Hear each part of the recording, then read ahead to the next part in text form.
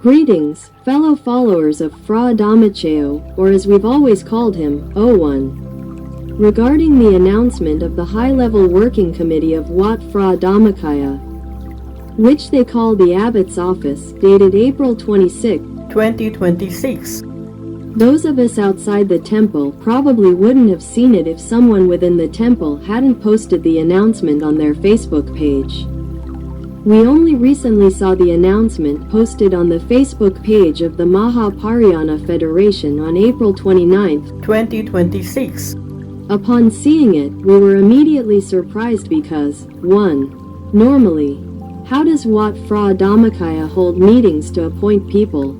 Is it a yearly, quarterly, monthly, or emergency, temporary meeting? We outsiders have no way of knowing, do we?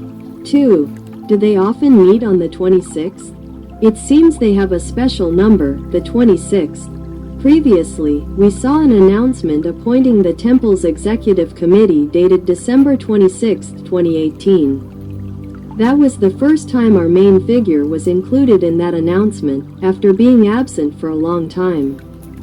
And that figure has since become the main character responsible for many things that have afflicted 01. Our person could no longer stay at the temple, and subsequently, they have never returned to the temple to this day, even though the criminal case has ended. Doesn't anyone find this surprising? I will provide details later. You cannot accuse us of slander because... Do you know why? 1. We are not people with psychic abilities or spiritual insight. We are just ordinary people, like lay disciples. We come to do good deeds, accumulate merit, practice dharma, give alms, observe precepts, cultivate meditation, and build up our spiritual power to reach the ultimate truth. Therefore, we are merit makers and virtuous individuals. 2. We see merit. We desire merit and we enjoy doing good deeds. Therefore, we wouldn't suddenly come across as slander or bring sin upon ourselves. It's unbelievable. We are normal people. 3. And regarding the many specific allegations about who did what, where, and why, these are not things that ordinary people, even those within the temple, would know. They would never know, because those who engage in bad behavior and harbor ill will don't speak of it openly, they simply act upon it. Or they might speak about it, but not to people within the temple where it could leak to others.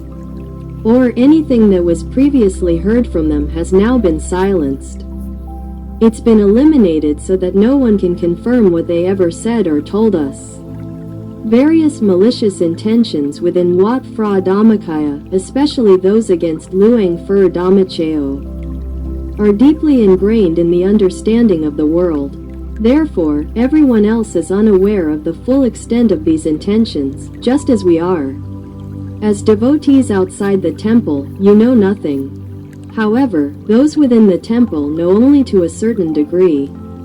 So, don't expect your coordinators to know everything, or the monks in your region to know everything. Even those within the temple only know within their scope of responsibility, following the chain of command. No one knows the deeper details, the origins, or the involvement of powerful figures. There are only those who are the masterminds, the implementers, or the leaders who have always been in charge. These are the ones who manage things within the temple, while everyone else just stands there bewildered. Because, my dear disciples, when you ordained, you didn't think about entering politics, you didn't think about becoming billionaires. You didn't think about using the temple's affairs to enrich yourselves, or paying bribes to any mafia. When you ordained, you had pure hearts, wanting to accumulate merit and to be followers of the Buddha, because you had faith in the Buddha's teachings and in Luang Phra Dhammachayo. You have faith in the Dhammakaya teachings of Luang Pu Sad and Grandmother Chan. Therefore, every monk, every person who ordained from the very beginning of building the temple, none of them intended to cultivate themselves into excellent administrators or the best leaders in the world. While the Dhammakaya temple organization covers the Buddhist network throughout the world like this, it cannot be accomplished in the hands of any one person. It requires a large number of people with faith, because this faith cannot be bought with money. But the things that faith can produce are greater and more miraculous than moving mountains of diamonds and gold, as I mentioned. Therefore, these things are unbelievable, but they have become true. And I have trained my disciples to the point where they can move mountains of gold, diamonds, and gems. That is, to put it mildly, they have done everything that is extremely difficult. Therefore, all these training programs are prepared so that everyone can build merit to reach the ultimate truth together as a large group. This is all the initial intention I have set. And I plan that when everyone comes together after being separated for so long, as I once said, almost 6 million people will come together in this lifetime. Scattered throughout the world, even that's not enough. It also refers to the 4 continents. I don't know if they've drifted beyond other universes. But anyone within the scope of the 01 level clairvoyance can use the Dhammakaya technique to bring them back. 01 has already brought them all back. Therefore, after being brought back, they must be reborn. If you are reborn in other continents where the lifespan of humans is different from this world, when you are brought back, you must be reborn. When you are reborn, you will be slower than others, so you become someone who comes later. Or someone who seems to have more merit and virtue but is in an era with a younger age because you arrived later than those who came before you. And by the time you meet again, sometimes all the people who were once your companions have died, so you become like an isolated outcast, similar to what happened to Kyungtawan. It's like we were blocked off and sent to a distant place. By the time we are reborn and can continue to accumulate merit, we've lost 20 years. Meanwhile, those who were with us in previous lives, at the same age, weren't specially blocked off, they were reborn 20 years before us. So, by the time we meet the group and can continue to accumulate merit, you will all be old. Therefore, it becomes a situation where we only realize that this group is accumulating such great merit when we are nowhere to be found. Oh, we are all old and frail now. Some have even returned to the heavens of Dusit. That's how it is. So it's like, oh, who is Kyungtawan? Sitting here talking, his face doesn't look that old. Yes, his face isn't very old, but because he was born late, his merit is not insignificant. Otherwise, he wouldn't be able to be the hands, feet, arms, legs, brain, mouth, and voice for Luang Por Damacheo. There must be a method that I, 01, must have used. Since humans are prevented from being born at the same time, and each person is born at a different time like this, what will I do? I, 01, must use my Dhammakaya wisdom to organize a team, find mentors, and establish a path for others. I will connect those with merit, those with karmic connections, and guide them towards building merit. It's not easy, but someone with Dhammakaya wisdom like me can do it. We don't know for sure, but at first, I wasn't very good at it, but now I'm very skilled. Therefore, there's no need to tell stories like this anymore, because time has passed, and Luang Por Damacheo can no longer sit and talk to everyone in person. So, whoever 01 can use as a megaphone, microphone, or speaker, 01 will provide the information and share it. Now, when 01 is marginalized, it's like being excluded from the competition before it's over. It's like 01 has just finished building the big arena and is inviting everyone to join this battle to compete against the devil. The competition in this sense is on the side of merit, doing good deeds and accumulating merit continuously. Meanwhile, the devil will try to obstruct you from doing good deeds, prevent you from accumulating merit, so that he can take over the human body and enslave you. He doesn't want you to have freedom or be able to attain liberation like the Buddha. He won't allow that. Therefore, it becomes like a game of competition that happens constantly throughout human life. The only question is whether humans are in an era that understands these things or not. Let's meet in an era where one can tell us and help us understand what Luang Pu Sa did, what Grandmother Chan continued, and how Luang Por Damacheo came to be. Everything was passed down through generations. Why was it passed down through generations? Because humans in this era have short lifespans. Humans used to live no more than 80 years. But now it's become possible to die before the age of 75. This is because the life expectancy is calculated based on the lifespan during the time of the Buddha. There are principles for this in the scriptures, everyone should study them. I explained this in episode 1. Therefore, every 100 years, the life expectancy of humans shortens by 1 year. So, in the time of the Buddha, the average human lifespan was 100 years. After 2,500 years, the life expectancy has decreased by 25 years. That's why the average is only 75 years in our time. So, if someone lives longer than 75, they are considered to have a long life. However, many humans are born with short lifespans because they have committed the karma of killing, of taking life. And if the killing is in the near future, before being reborn in this life, or even if it's the killing of anyone, any animal, big or small, it will have its own lifespan and its own karmic power.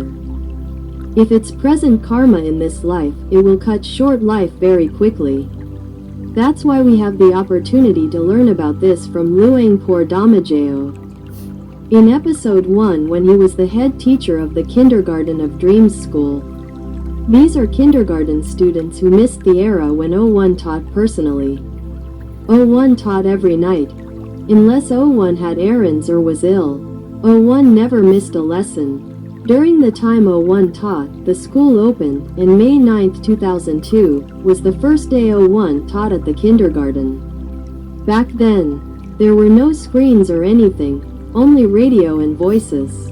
People had to call in to listen, and it was all through satellite, specifically the Dhamma satellite in 2003. That's where Kyungtawan had the good fortune to learn about it through the Dhamma satellite. At that time, many people were installing satellite dishes. And they were encouraging each other to get them. That was the beginning. Kyungtawan listened to 01 for the first time, meaning seeing his face on a TV screen, on December 10, 2003. So, this beginning wasn't easy. Kyungtawan worked for an international company, had a bachelor's degree in marketing and insurance, which was international. He wasn't someone who went to a temple. He also attended Christian schools during primary and secondary school, almost converting to another religion. Therefore, suddenly coming to listen to Dharma teachings isn't easy. And it's not easy to believe either. So, suddenly having to sit and listen to a monk who didn't look like a Thai person at all. At that time, Luang Por Damacheo looked like a Chinese monk.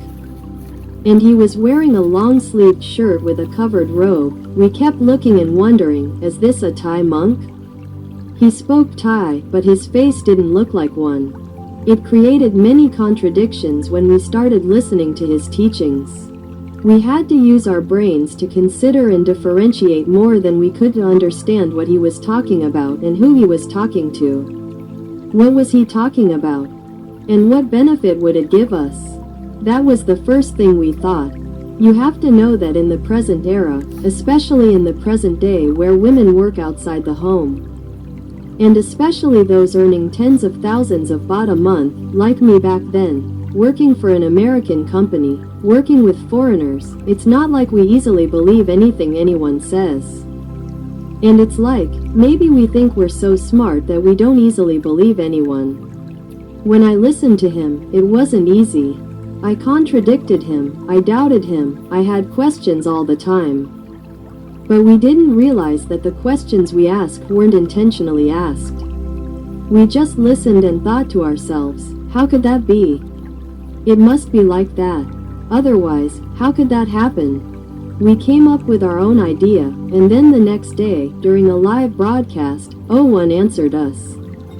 So we were confused, like, why did 01 answer us, or even answer us during the broadcast that day?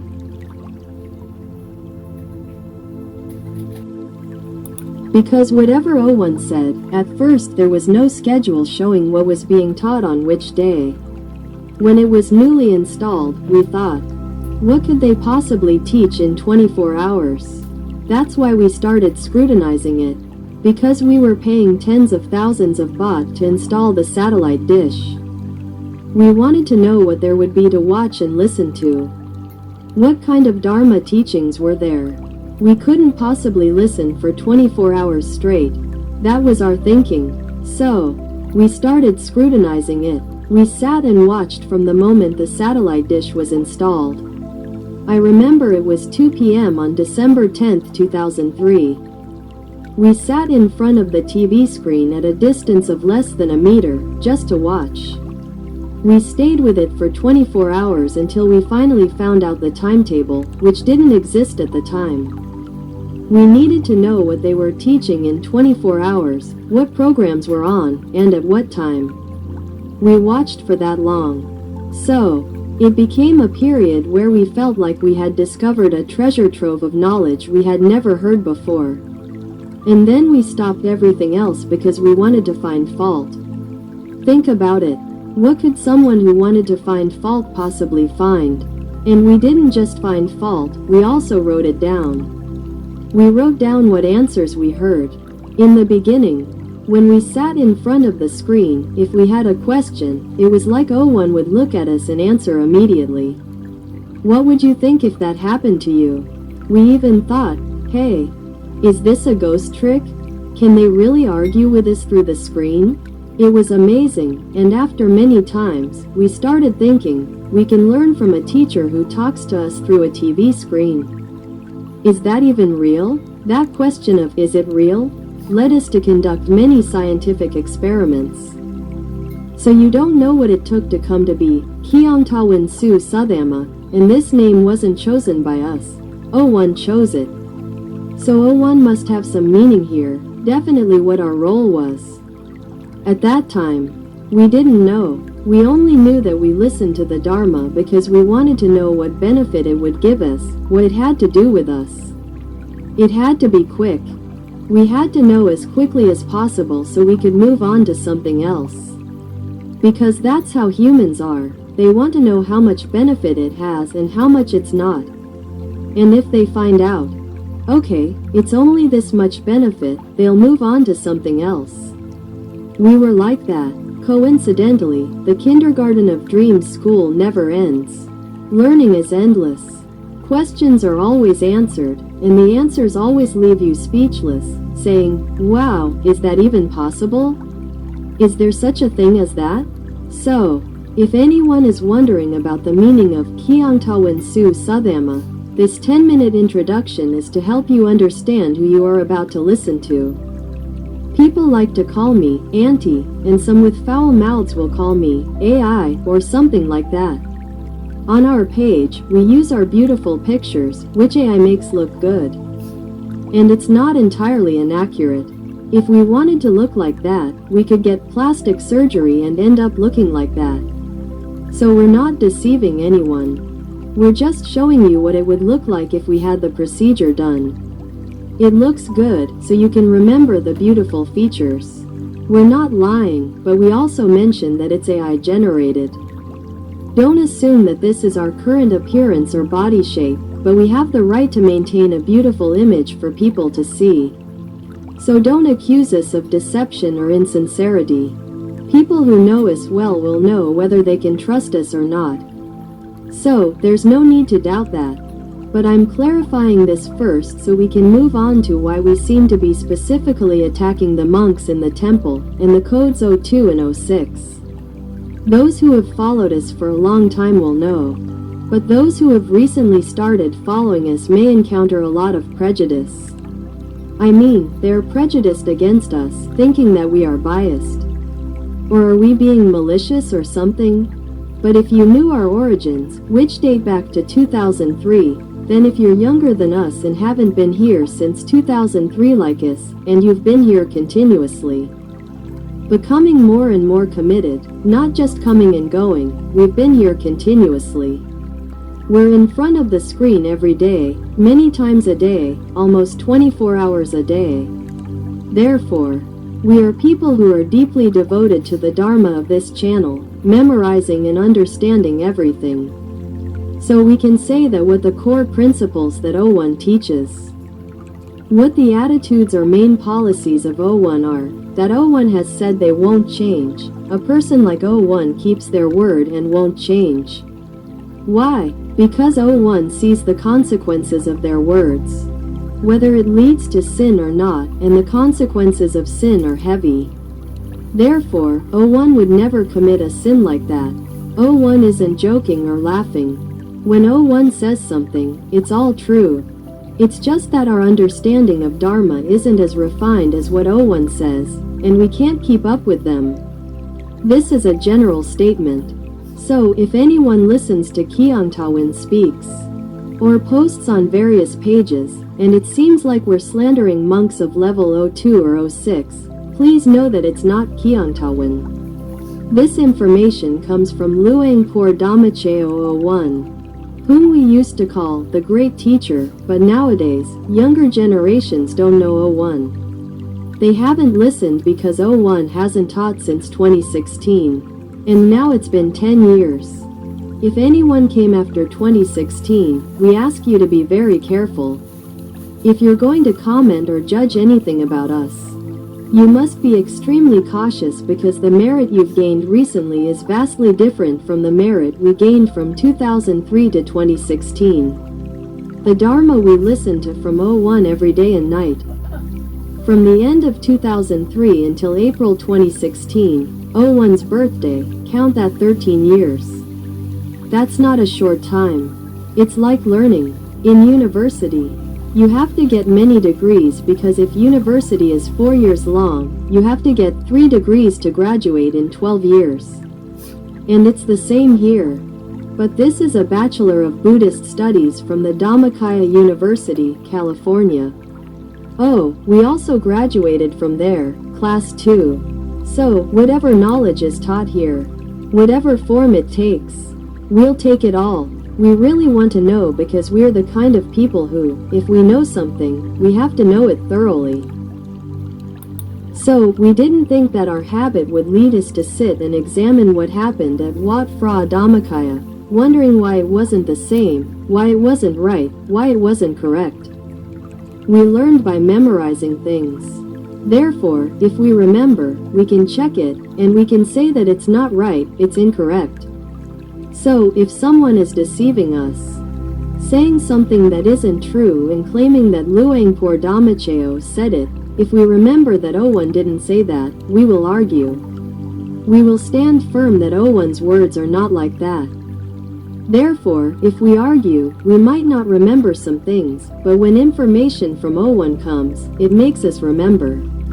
The inner being remembers. A truly knowledgeable person remembers. So, many transmissions, but from the same source, are enough to have clear information that is believable. And if what we say isn't true, we would incur a lot of sin from violating the 4th precept. Why would we risk it? We've listened to the Dharma so much, we know it's a sin, it's not worth trying. And we want to reach the ultimate truth. 01 said that we would never commit even the slightest sin. And before I joined the temple, I was someone who didn't know what the precepts were, but I was a truthful person, and I disliked liars. And I hated people who lie. So I, at first glance, don't strictly observe the 5 precepts, but my lifestyle is that of someone who does. Meeting 01, I realized, I have this inherent nature. Therefore, this inherent nature, this habit of habitually observing the 5 precepts, isn't difficult at all. 01 said, good deeds are easy for good people to do, but difficult for bad people. Bad deeds are easy for bad people to do, but difficult for good people. This is true. 01's words might seem like simple puns, but if you see the details, if you can see with the Dhammakaya wisdom, you will understand every word. It's just that in Thai, the words are limited, and you don't see the breadth and depth of their meaning. However, when 01 uses a particular word, it carries a profound meaning. And if you listen again after many years, if your spiritual practice has developed, the subtlety and depth of your inner understanding of Dhamma will become apparent.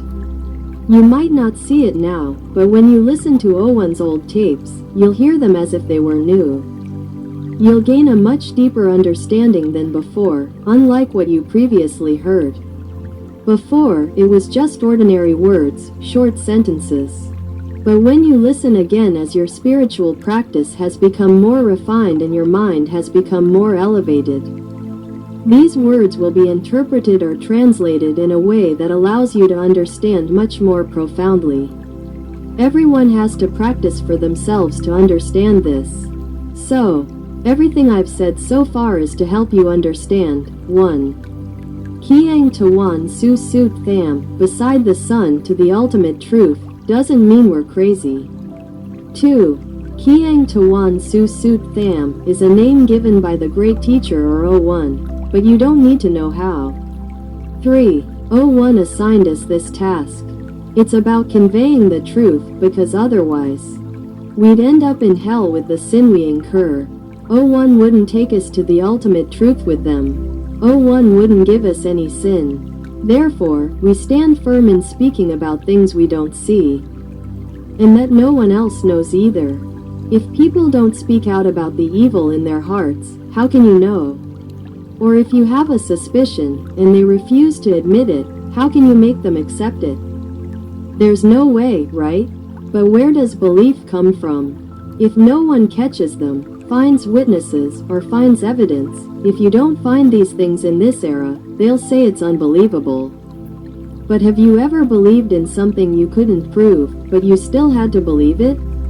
It's like saying a blind person can't see, but asks if you believe in the moon. They say they do.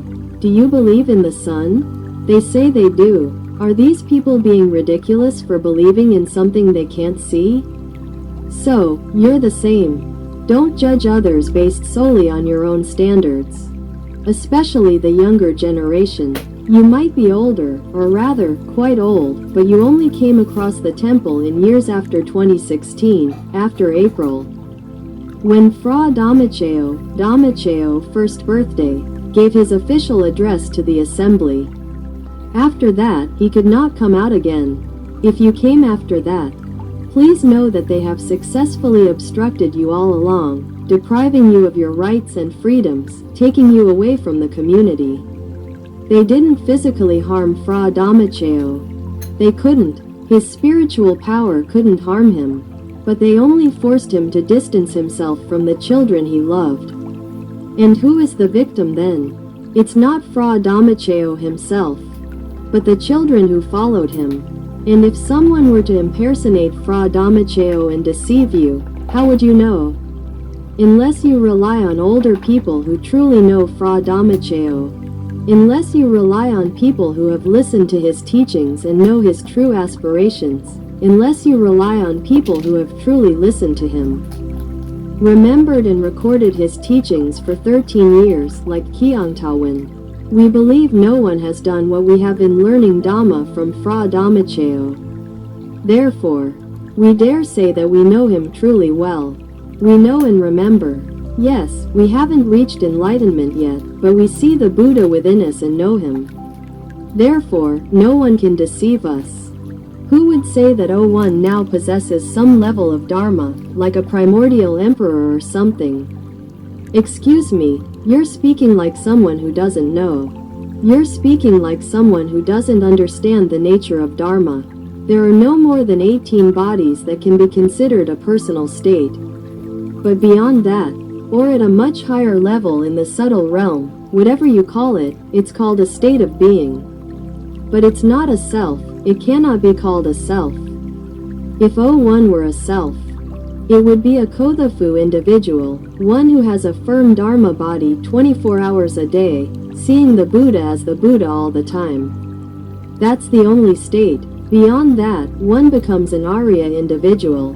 If one is an Arya individual, one becomes a follower of compassion, meaning they cannot be reborn because it becomes the accumulation of merit for compassion, which falls within the framework of Mara.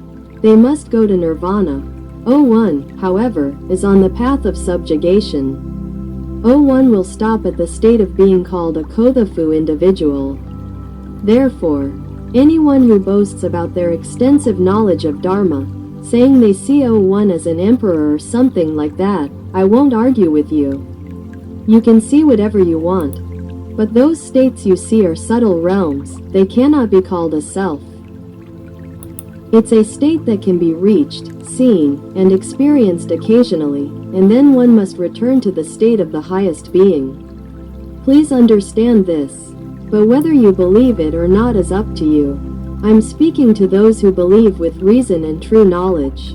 When you transcend the ninth body, if you enter the state of those beings from Sotapanna, Sakitagami, Anagami, Arahata, states of being, individual content, from the Sotapanna level upwards, meaning you have become an arahant, then you must cultivate merit as an arahant. You won't be able to return to being a human like this. It's not possible to determine whether or not you will be reborn. It must follow the path of merit, the path of guidance immediately. Please understand this. I heard this from Luangpur Damajeo during my time studying at the kindergarten of Dreams School. You must know that I listened attentively because I didn't understand. If you think you know everything, it will lead you to misunderstand. Therefore, those who claim to know everything, as far as I know, you only met 01 in 2016. At that time, 01 wasn't teaching anymore. How unfortunate you are. If you still have the opportunity to attend the school with 01, who teaches himself, you'd be much luckier because 01 would say, "Stop, my child. Don't teach anything that's just a vision. Do you understand?" But they probably wouldn't understand. Distinguishing between a vision and reality involves many details. But we're not experts in that. We can only teach the basic principles. If a human being can attain a certain status and be reborn as they please, they must remain at the highest level of spiritual attainment, Kotapufu. They cannot go beyond that. They cannot become a Sotapanna, Sakitagami, Anagami, or Arahat. They must immediately enter the realm of the path of guidance and attain nirvana. However, those who follow the path of taming will not enter nirvana. Therefore, they will remain at the Kotapufu, the ninth Dharma body. But they will make it clear and stable. Why? To study the Dharma body knowledge at this point. And with this Dharma body knowledge, you will see and experience these states to fulfill your mission. Then you will return to being a Kotapufu again, not becoming an arahant. So, anyone who doesn't know this, or has heard it incorrectly, if you are lucky and have merit, and you come to listen to Kyungtawan now, I'm telling you the truth. I have seen monks who have attained the ninth Dharma body, but they are not yet enlightened ones. They haven't reached that stage yet. If it were true, you'd have to see it all the time. It's not because of anything else, but because we still have to live in the secular world. We still have many duties to perform. If you reach that level, you'll see many subtle aspects, and you won't be able to approach things in a coarse way. It's not like Luangpur Damacheo, who can do both the coarse and the subtle, and whose spiritual power is that great. We, as disciples, do things at our level. So now, Luangpur Damacheo asked Kyungtawan to share this knowledge. I just happened to think of something and said it. Okay, back to this. Why am I starting to talk about this today? To say that as time has passed, Luangpur Damacheo has been persecuted by Fra Maha Dr. Somchai Thanawat. To be frank, why mention him? Because today, April 26th, in the announcement of the list of abbots, deputy abbots, and assistant abbots, there is Fra Maha Dr. Somchai, or Fra Kru Palit Suwadanapothicin. We are not enemies with Fra Maha Dr. Somchai, I must tell everyone first. We have never spoken to Fra Maha Dr. Somchai personally. We never asked him personally. We first saw him teaching on his program via DMC. We liked him because his sermons were easy to understand. Meaning, it's a language we're familiar with, using short, polite teachings. It's something that, well, takes the modern world that humans are familiar with and explains it in a way that we thought was easy to understand. We liked it to a certain extent, but after listening for a while, and also listening to 01, and considering what happened to 01 and the stories that unfolded, the knowledge gained connected everything, leading us to realize the truth. That 06 held wrong views and wasn't accepted by 01. Even though, from another perspective, earning a doctorate as a monk was rare back then, you had to be incredibly intelligent to achieve it, right? We had that belief too. In the secular world, people respect those with doctorates, right? When someone studied for a doctorate in Buddhism, which is rare, people would initially admire and appreciate them, thinking they must know more than those who haven't reached that level of education. But it took us a long time to understand that human knowledge isn't just from textbooks or universities, but that there are three kinds of knowledge: knowledge from reading and listening, called Suttamaya Panna, and knowledge from thinking and analyzing, called Chintamaya Panna. But the highest form of knowledge, and the most difficult to attain, is knowledge that comes from the practice of Dharma and meditation. It's called meditative wisdom, Bhavanamaya Panna. This is the true understanding, the realization through the Dhammakaya, the complete and true knowledge. Therefore, when using the term true knower, you must understand that a true knower is genuine. Kyungtawan doesn't lie, he wouldn't bring in a fake person. It has to be a true knower.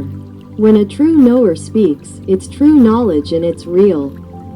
This is to clarify that when we use the term true knower, it means the information comes from the real Fra Dhammachayo and it's been passed on to a truly knowledgeable person. Kyungtawan is just a messenger. Therefore, this messenger must convey the information as best as possible. We can't mislead or exaggerate, both have negative consequences.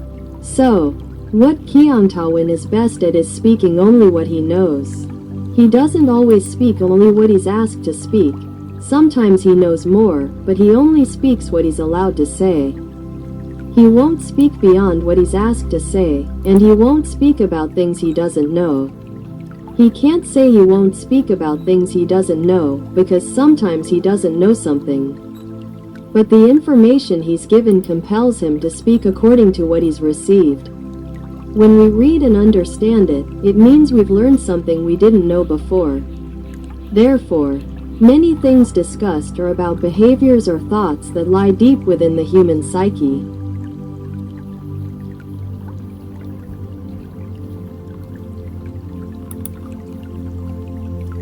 Only those who are followers of the Dhammakaya sect can truly know and understand this, and that is Luang Por Dhammachayo 01.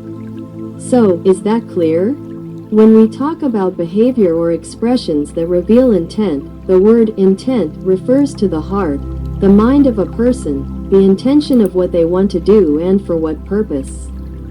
It doesn't come from thought, but from a true knower, conveyed by 01. Therefore, don't accuse Kyungtawan of slandering 02, 06, or implicating them in conspiracy, or calling them evil. These are definitions, and they come from true knowers. What other words should we use? But we don't know them personally, so we can't slander anyone. We only provide information that they are evil. You need to differentiate between Thai and English. So, the focus is on this now. The Temple Committee announced a new lineup 4 days after World Protection Day. What will happen to the other members? They are just followers. And since the information from Kyungtawan's page has been stating for the past 8 years who was behind 01's departure from the temple on February 2, 2019, this is true. Whether you believe it or not is your business, but it is the truth. And who would say otherwise? If you choose to believe him, you'll be deceived. That's the truth. You don't have to accept it. You can scream, throw a tantrum, and thrash around on the floor to make people believe you're lying. The truth is the truth, no matter what. Don't be a child, grow up. You have to accept the truth. Unless you've been drugged. So, everyone, check yourselves carefully. If you listen to me and feel uncomfortable, have a headache, or feel like you don't know what you're listening to, know that you've been drugged, not by me, but by a powerful spell. You've been drugged in such a large amount that you can't bear to listen to me, even though my words are true.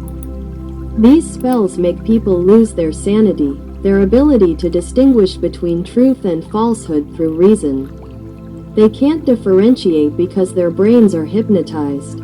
That's why you get headaches when you listen to the truth and can't process it. You can't reason or understand it because your brain is shut off by some kind of power, a kind of magic spell. They're kind of sorcery. If you have no knowledge of this, this is basic knowledge you need to know. That's how spells work. They come in many forms. They can command you to do something, to be a certain way, to have a specific time, or on a particular day, or even on a Buddhist holy day or a day of shaving, depending on who uses them. If you become a tool of a sorcery, simply by receiving the substance into your body, you become a pawn for them to manipulate. They can play with you, do whatever they want with you, wherever they please.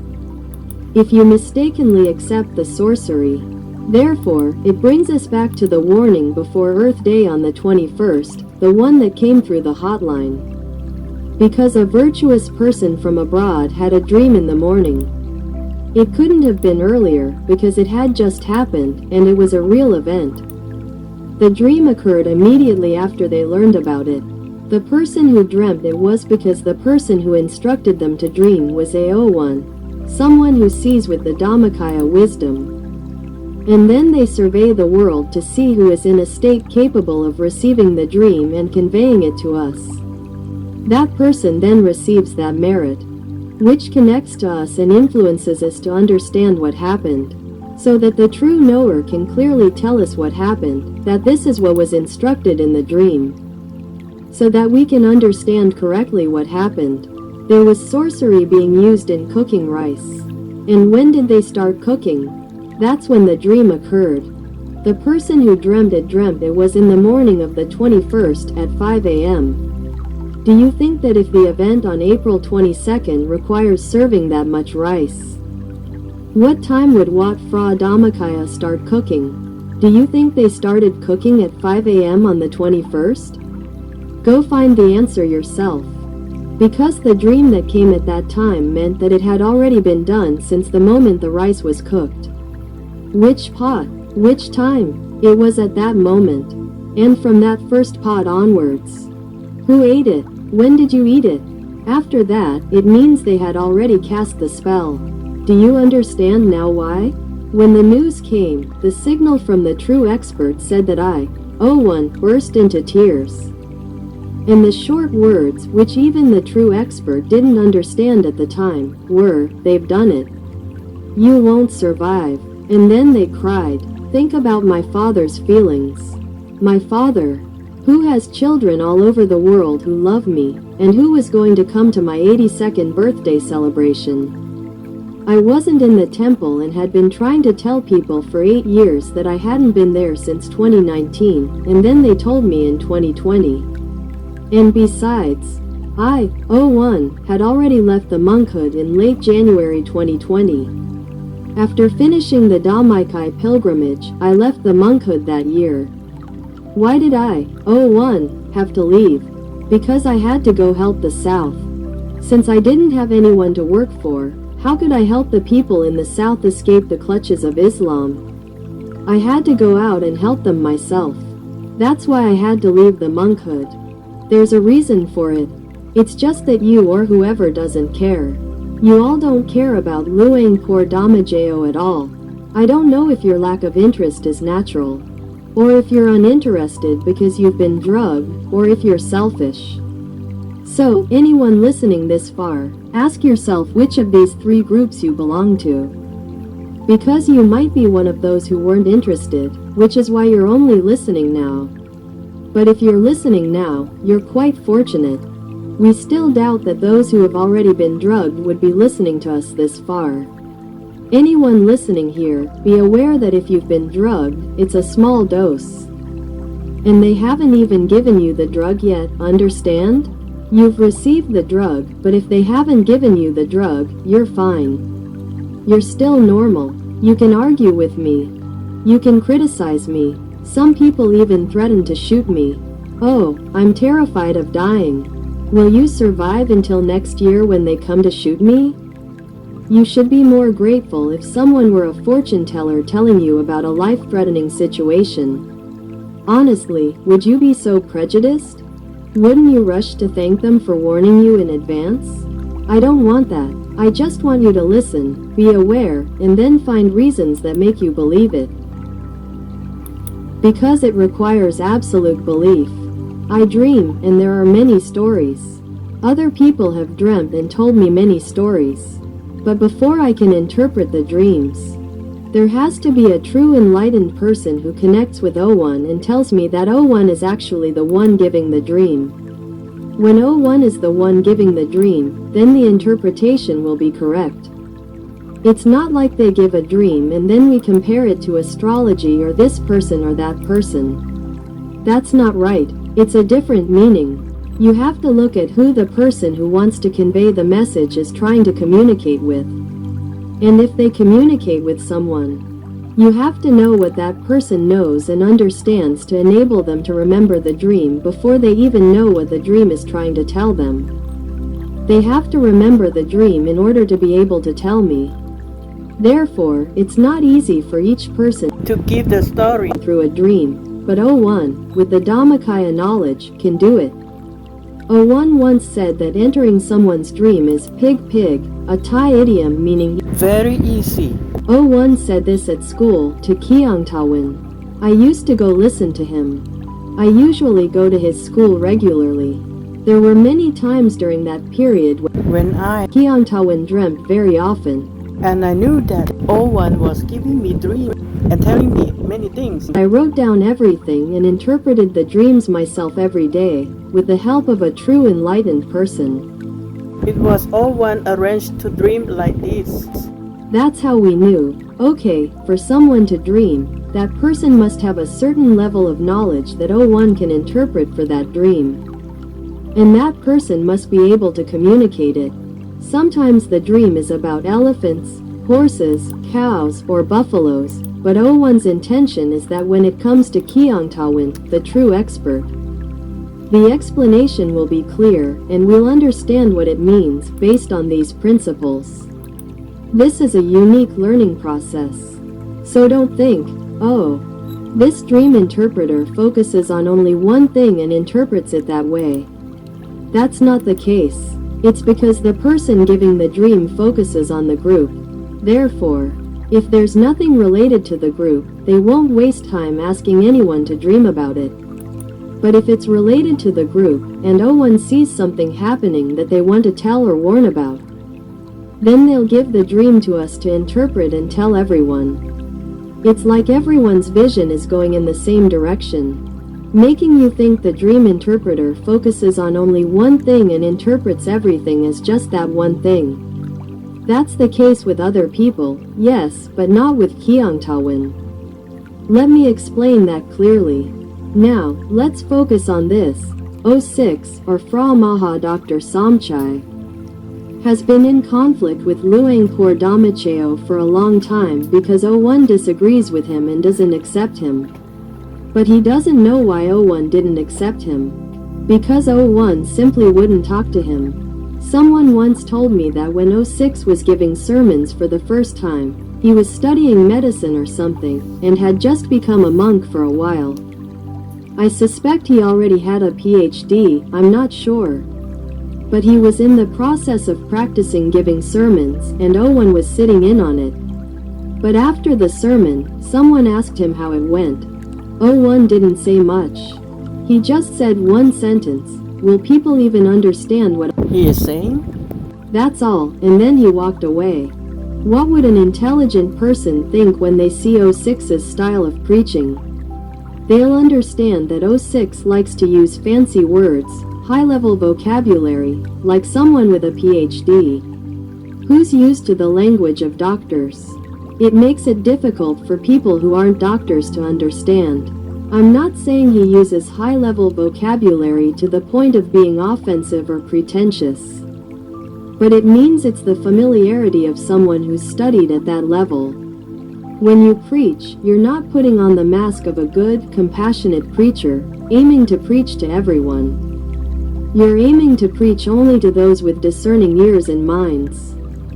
Having a high enough level of knowledge to understand is one thing. Those who don't understand are simply not intelligent enough. It becomes a matter of personal values or attitudes, which 06 possesses, and 01 knows this is unchangeable, so 01 doesn't say much, fearing hurt feelings. But 06 doesn't understand. And the people around him are like ordinary humans who haven't completely eradicated their desires.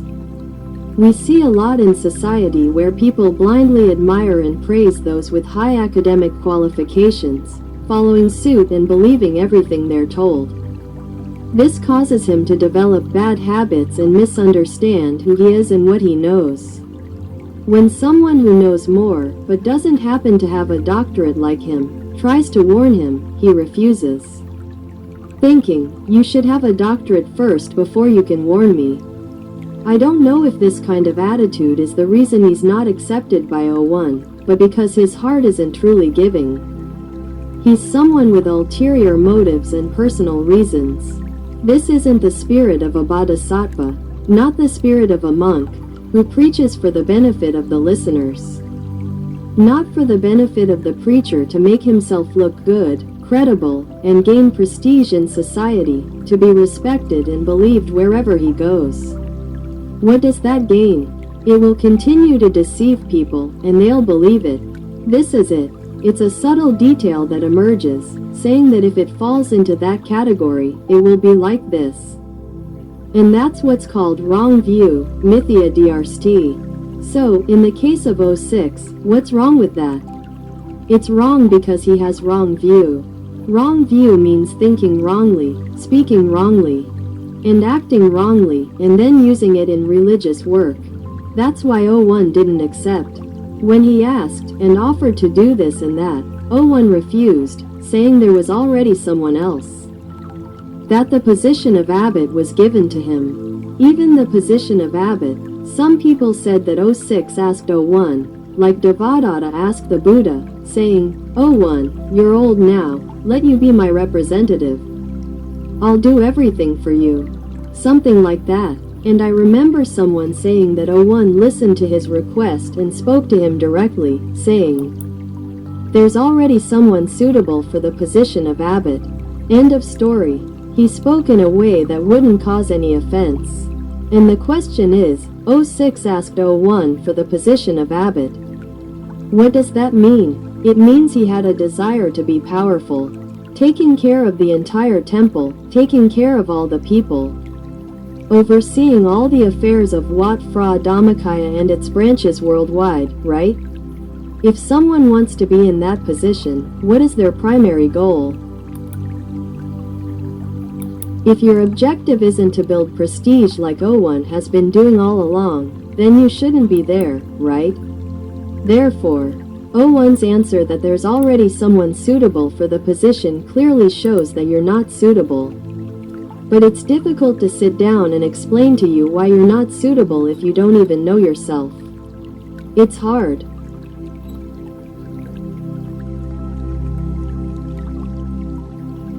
What I know for sure is that he asked 01 this question twice.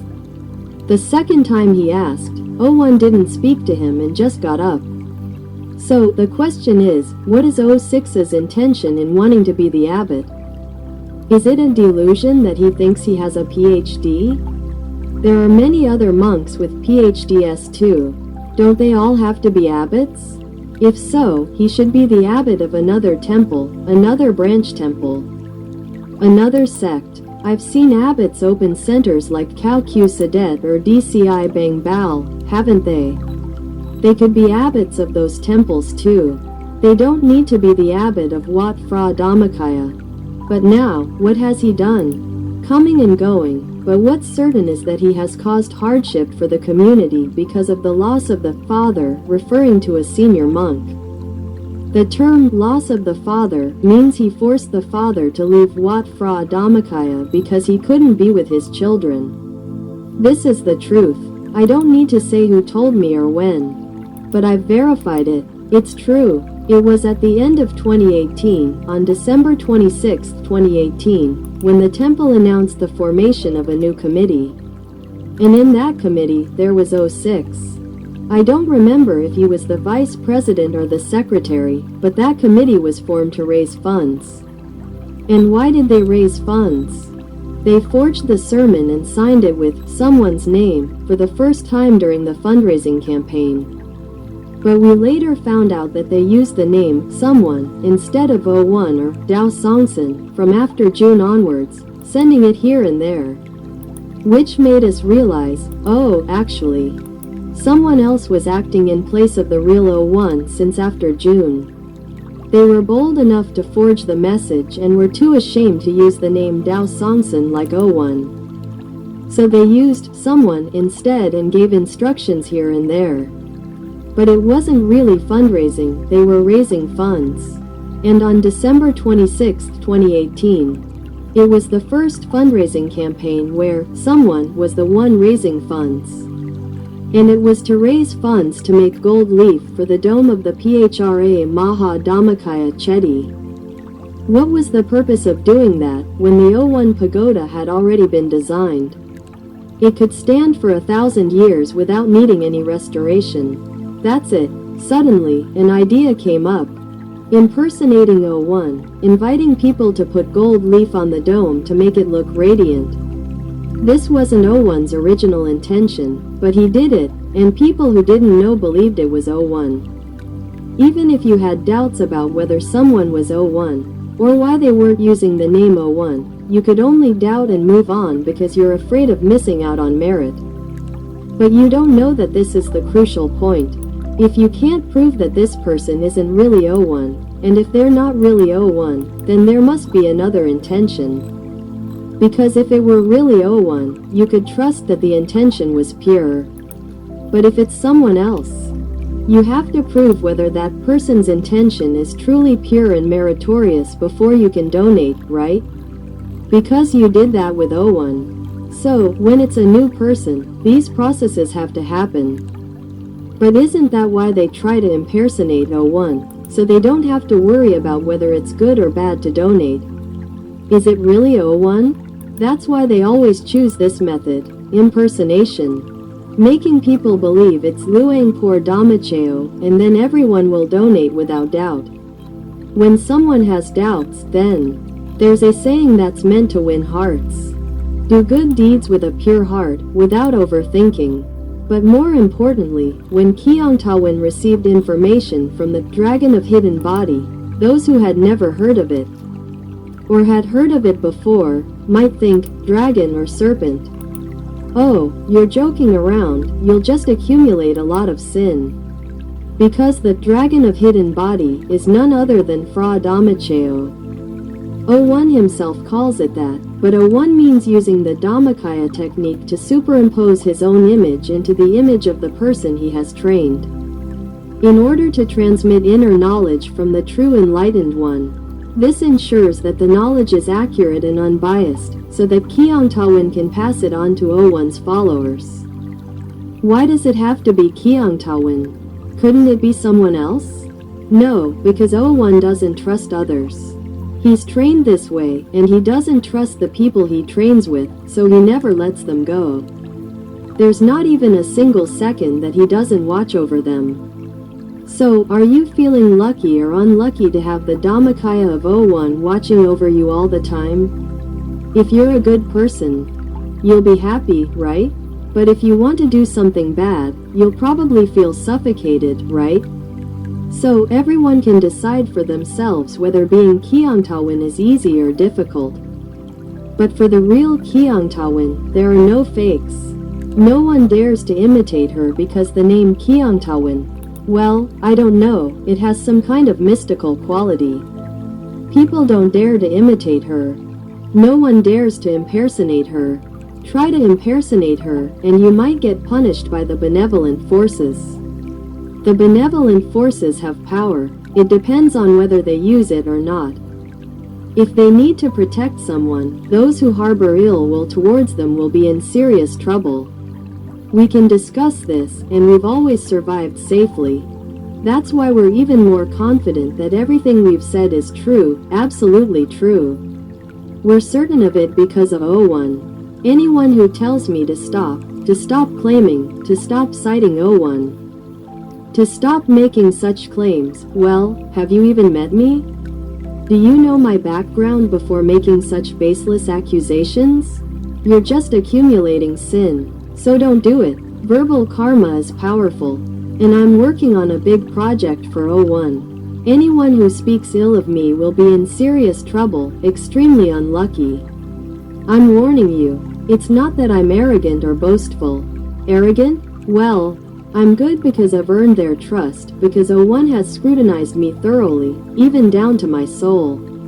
If you're not truly good, don't think that 01 won't see your flaws. The Dhammakaya, with its Dhammakaya wisdom, knows everything. It knows from beginning to end, in a flash. 01 once said it was all over in the blink of an eye. I saw it once. When I went to offer donations on the table of the presiding monk in the International Dhammakaya Assembly Hall, around 2007 or so. I think it was somewhere around there. Then I went to talk to 01. It was like 01 inspired me to speak. While I was making the donation, I suddenly remembered about my father who had passed away. There are knowledgeable people who have access to the Dhamma. If they ask permission from Luang Pu Sad, they can use the Dhamma body knowledge to see our past lives. If Luang Pu grants permission, they will see and then tell us. We were lucky to meet one who told us this. He saw that our father, after he passed away, was in a dark place, not yet bright, but he didn't want to know where. That's what he said. We were actually quite surprised that we couldn't remember. When we went up to offer donations at table 01, it wasn't often. That time, by some stroke of luck, the coordinator said there was a bag of gold. At that moment, a friend of our benefactor, who had faith, wanted to donate to the casting of the golden statue of Luang Pu. It was a considerable amount of money, so instead of just putting it in a regular envelope, the coordinator arranged a bag of gold and said there was a pin attached, which could be used to donate directly to table 01. That's how we were able to participate in the donation. Normally, we wouldn't ask for that. We'd let others have it. We can donate in an envelope. It's fine, but because of this event, that friend was able to donate as well. It was like an encouragement to him, because it was probably the only merit he could have for himself, I don't know. So, the three of us went up together, and as soon as we made the offering, 01 adjusted his glasses, looked at us, and then looked at him. We explained that he was a friend of the doctor and had come to make an offering to help cast the golden Buddha statue. 01 nodded. Then, suddenly, I remembered my father. So I asked 01, Venerable Father, my father passed away, but those who know him say he's still in a bad place. As soon as I said that, I saw 01 look at me, adjust his glasses once, and then I said, May your merit and blessings help my father. As soon as I finished speaking, 01 said, Okay. At that moment, I felt a huge sense of relief. I thought, wow, he's been helped? Just that one word, okay, means he's been helped. I felt like he had been helped. Then I came down feeling strangely relieved and happy. And it turned out that the next day I met that person again. And I told him what happened. That person seemed to have used their clairvoyance, sending their mind into the center of the Buddha statue, and they saw what was happening there. So he told me, wow, you are so fortunate. Do you know what I did when I said yes to you? I used my Dhammakaya to find your father, to find out where he was, and then I took him to a higher realm. To some celestial palace, don't ask me where. I helped you as you requested. At that very moment, in that single word, yes, the help was complete. Isn't that amazing? That's why I'm telling everyone this. This is the true power and merit of Luangpur Dhammajayo's Dhammakaya teachings.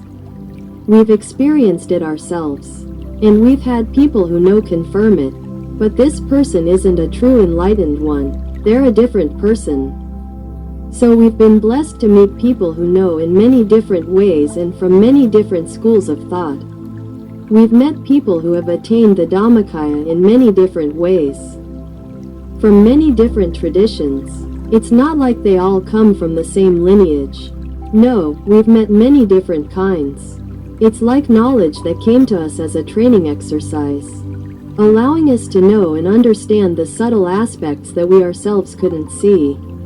But during the time we listened to these stories from those who had truly attained it, it was as if we saw these images along with them. Therefore, there must be a certain foundation, like what we said about accessing the inner Dhammakaya, the blue image you see on the screen. The top view blue image. When I saw that image, back then there weren't any images like that displayed on screen for anyone to see.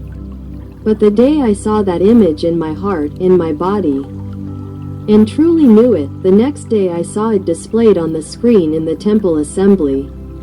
I don't know if it was the starting point or not, but it came from us. The 01, first person, who initiated the merit by letting us see this image.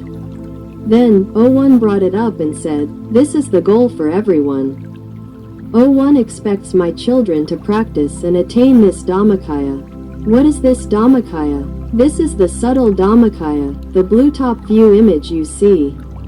This is the subtle Dhammakaya. You must see it clearly at all times, whether your eyes are open or closed, sitting, lying down, standing, or walking. No matter how you practice Dhamma, no matter how many 18 bodies you practice, you must always return to this Dhammakaya. Don't stop at this Dhammakaya, because then you won't be able to return to subdue the deities. You'll go on to the path of compassion. You'll only meet this way in one lifetime. But if you go the path of subduing the deities, you must preserve this Dhammakaya and stay here. Don't go beyond this point. I repeat, because if anyone goes beyond it, wherever they go, they've completely lost touch with reality. Don't say you're going to reach the ultimate truth.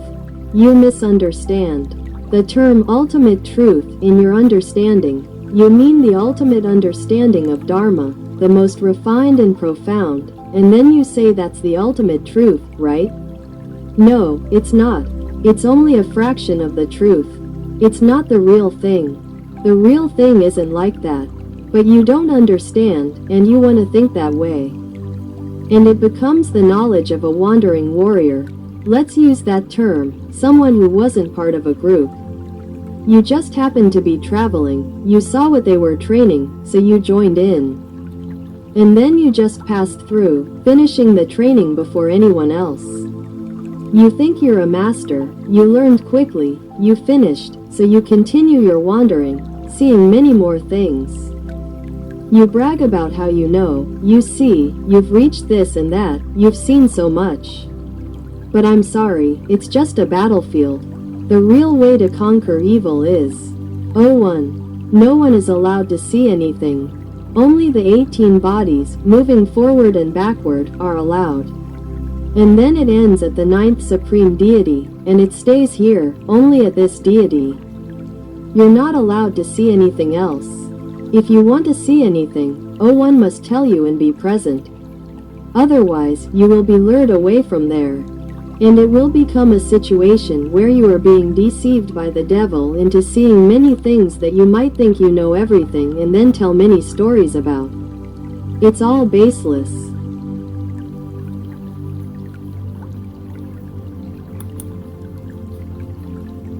It's an illusion, a trick to lure you in. I don't know how much you'll understand if I explain it, but the real thing, the real battlefield, the true spiritual path of Luang Por Damacheo is to remain firmly in the 18 bodies, walking in and out steadily, then stopping at Kodafu, that's it. Practice like that, that's enough. Don't look at anything else, don't use any techniques. Don't do anything at all.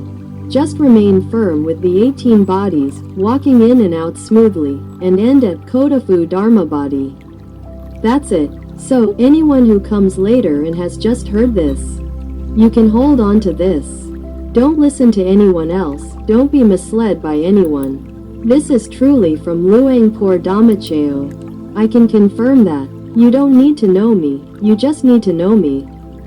I've told you all this, and you just need to remember this.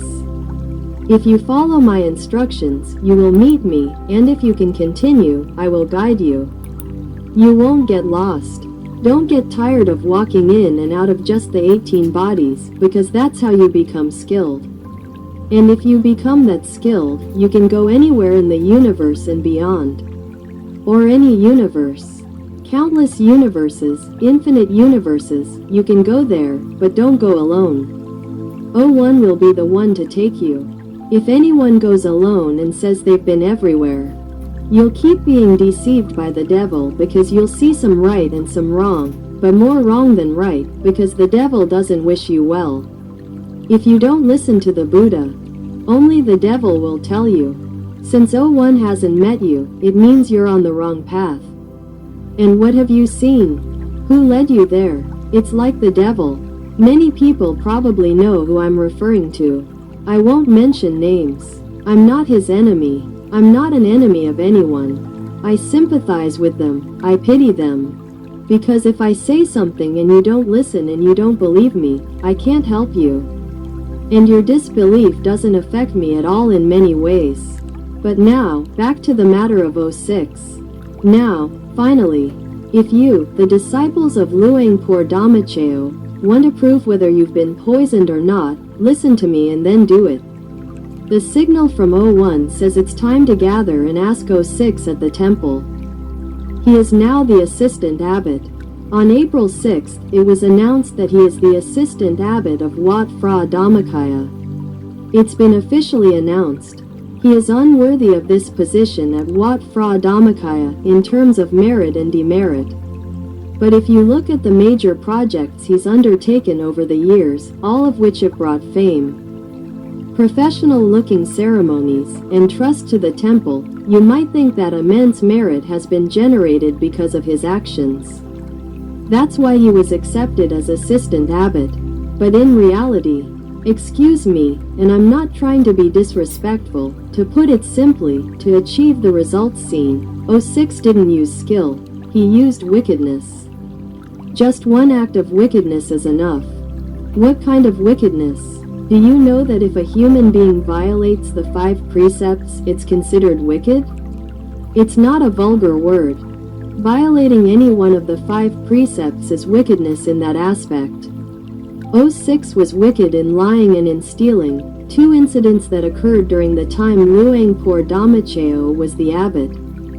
Specifically in 2014, when Luang Por Damacheo solicited donations for the construction of the Thadachivo Pagoda for 02. In Kanchanaburi, at that time, 02 was 100% loyal to 01. Then, 02 fell into a negotiation trap with 06. At that time, 06 was also a committee member. 02 wanted to use this opportunity to get 06 out of the temple's management. At that time, 02 was on 01's side. 06 was unacceptable because 06 was corrupt.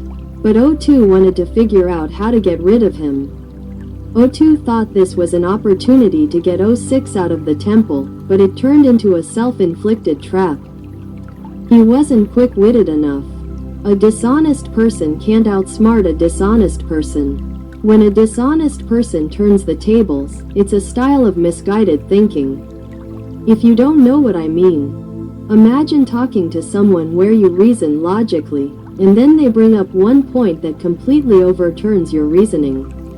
Initially, they believed you completely. But later they contradict just one point and insist on their own way, which is illogical. It leaves you confused and bewildered, and they take advantage of your confusion to get their way. So you agreed to him, huh? This is it. This is the strategy of wicked, deceitful people. They do it routinely, it's a habit, it's their nature. Therefore, if you ask about Wat Phra Dhammakaya, the list of abbots released on April 26, are the monks knowledgeable and possess psychic abilities? No, they don't, because if they did, they wouldn't be in this group and wouldn't accept 06. But because they lack knowledge or psychic abilities, or perhaps they had them but they've been suppressed, how were they suppressed? They were suppressed through intimidation, through black magic. Looking at their sanity, no one would agree because everyone is risking their lives. They love Luang Por Dhamacheo, and they would never do anything evil. But they were lured or intimidated by something. Otherwise, those intimidation tactics would make everyone choose to protect themselves first. Whoever wants to do evil, don't get involved. We'll die in a few years anyway, something like that. So, to summarize, in the list of abbots, the abbots, deputy abbots, assistant abbots, all 20 to 30 of them, some willingly agreed. Some were persecuted, some lacked sanity, some were manipulated. But most importantly, 06 is the one managing everything. And then he ended up there. So, in the past, from the end of last year until the new year, if we followed Kiang Tawin, we would see that there was a period when someone bravely went into the ceremony. The ritual on a Sunday afternoon at the beginning of the month, to ask 02, to Tachivo about things that everyone should ask but no one dared to ask. And the way they were treated was that they were arrested and taken away like thieves before they could even ask. That young person bravely shouted out 2 questions. The first question was whether Luang Por Dhamacheo was in the temple or not. The second question was about the news from Teacher Jude in October 2023 that the prosecutor had not filed charges against Luang Por Dhamacheo. The temple was supposed to handle the matter of closing the criminal case against Luang Por Dhamacheo. At that time, 02 was the sole person responsible. So, did 02 really not do it? And why didn't they? Why conclude that? Because if they had done it, 01 would have been released in October 2023, and they would have been released gradually until today. They wouldn't have waited until now, until the statute of limitations expired. So, what reason would 02 have for not closing the case for 01? 02 heard and shouted that, everyone heard it. But why didn't they answer? One reason is that they didn't answer because they couldn't remember. 02 was probably influenced by many different substances.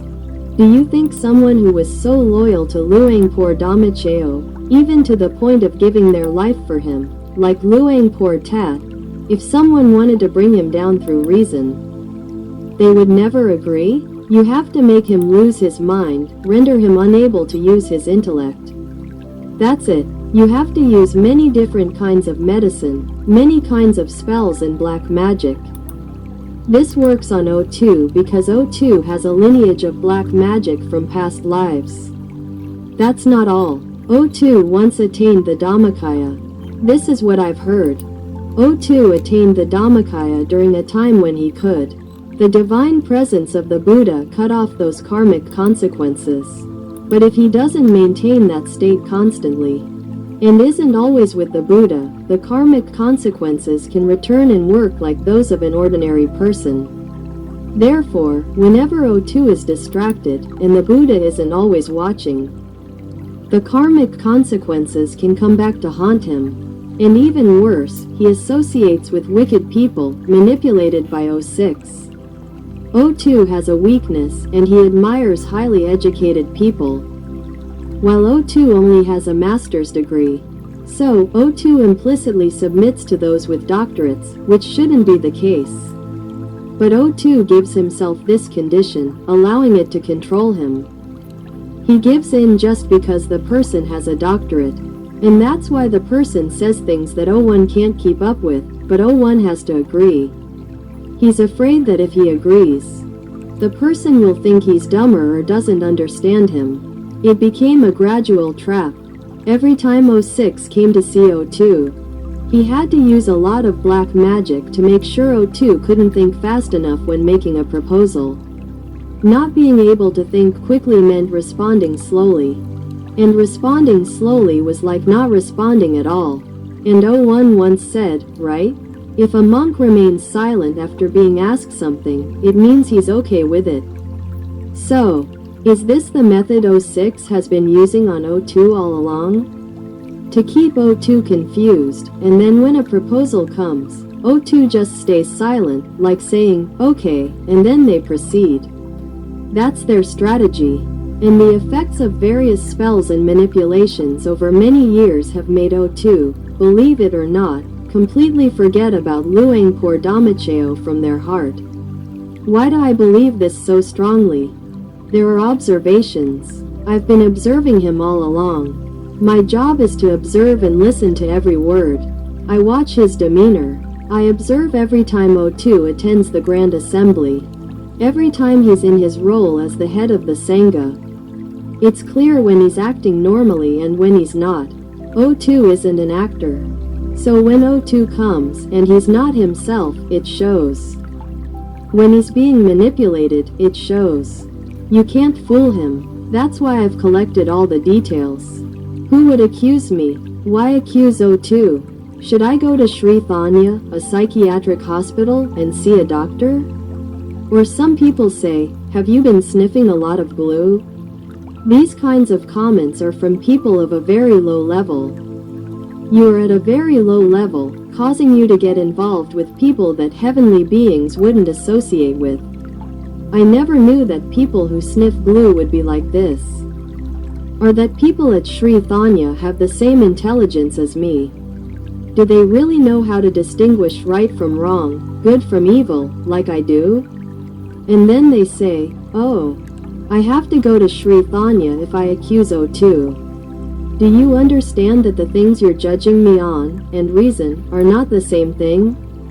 But you're using them to manipulate and lead others. It reflects on you that you've been drugged. Your level of intelligence is not 100%. Your ability to distinguish right from wrong, good from evil, your judgment, your reasoning. It's below standard. It's not normal. When something is not normal, it means it's abnormal. And what makes a person's intelligence abnormal, even though they seem intelligent? It's this kind of sorcery, this distortion of the truth. It's called the dark arts, the arts of the devil. And if anyone, any organization, or any monk uses these arts for their work, then you use it to drive religious work. Do you think you'll gain merit doing so? Let's use logic and reason. Will driving religious work by using sorcery to control people to work for you bring you merit? The question doesn't need to be about merit. When you think about what you're doing it for, good people wouldn't do it in bad ways because they want merit. But if you don't care about merit, what are you interested in that makes you do something like this?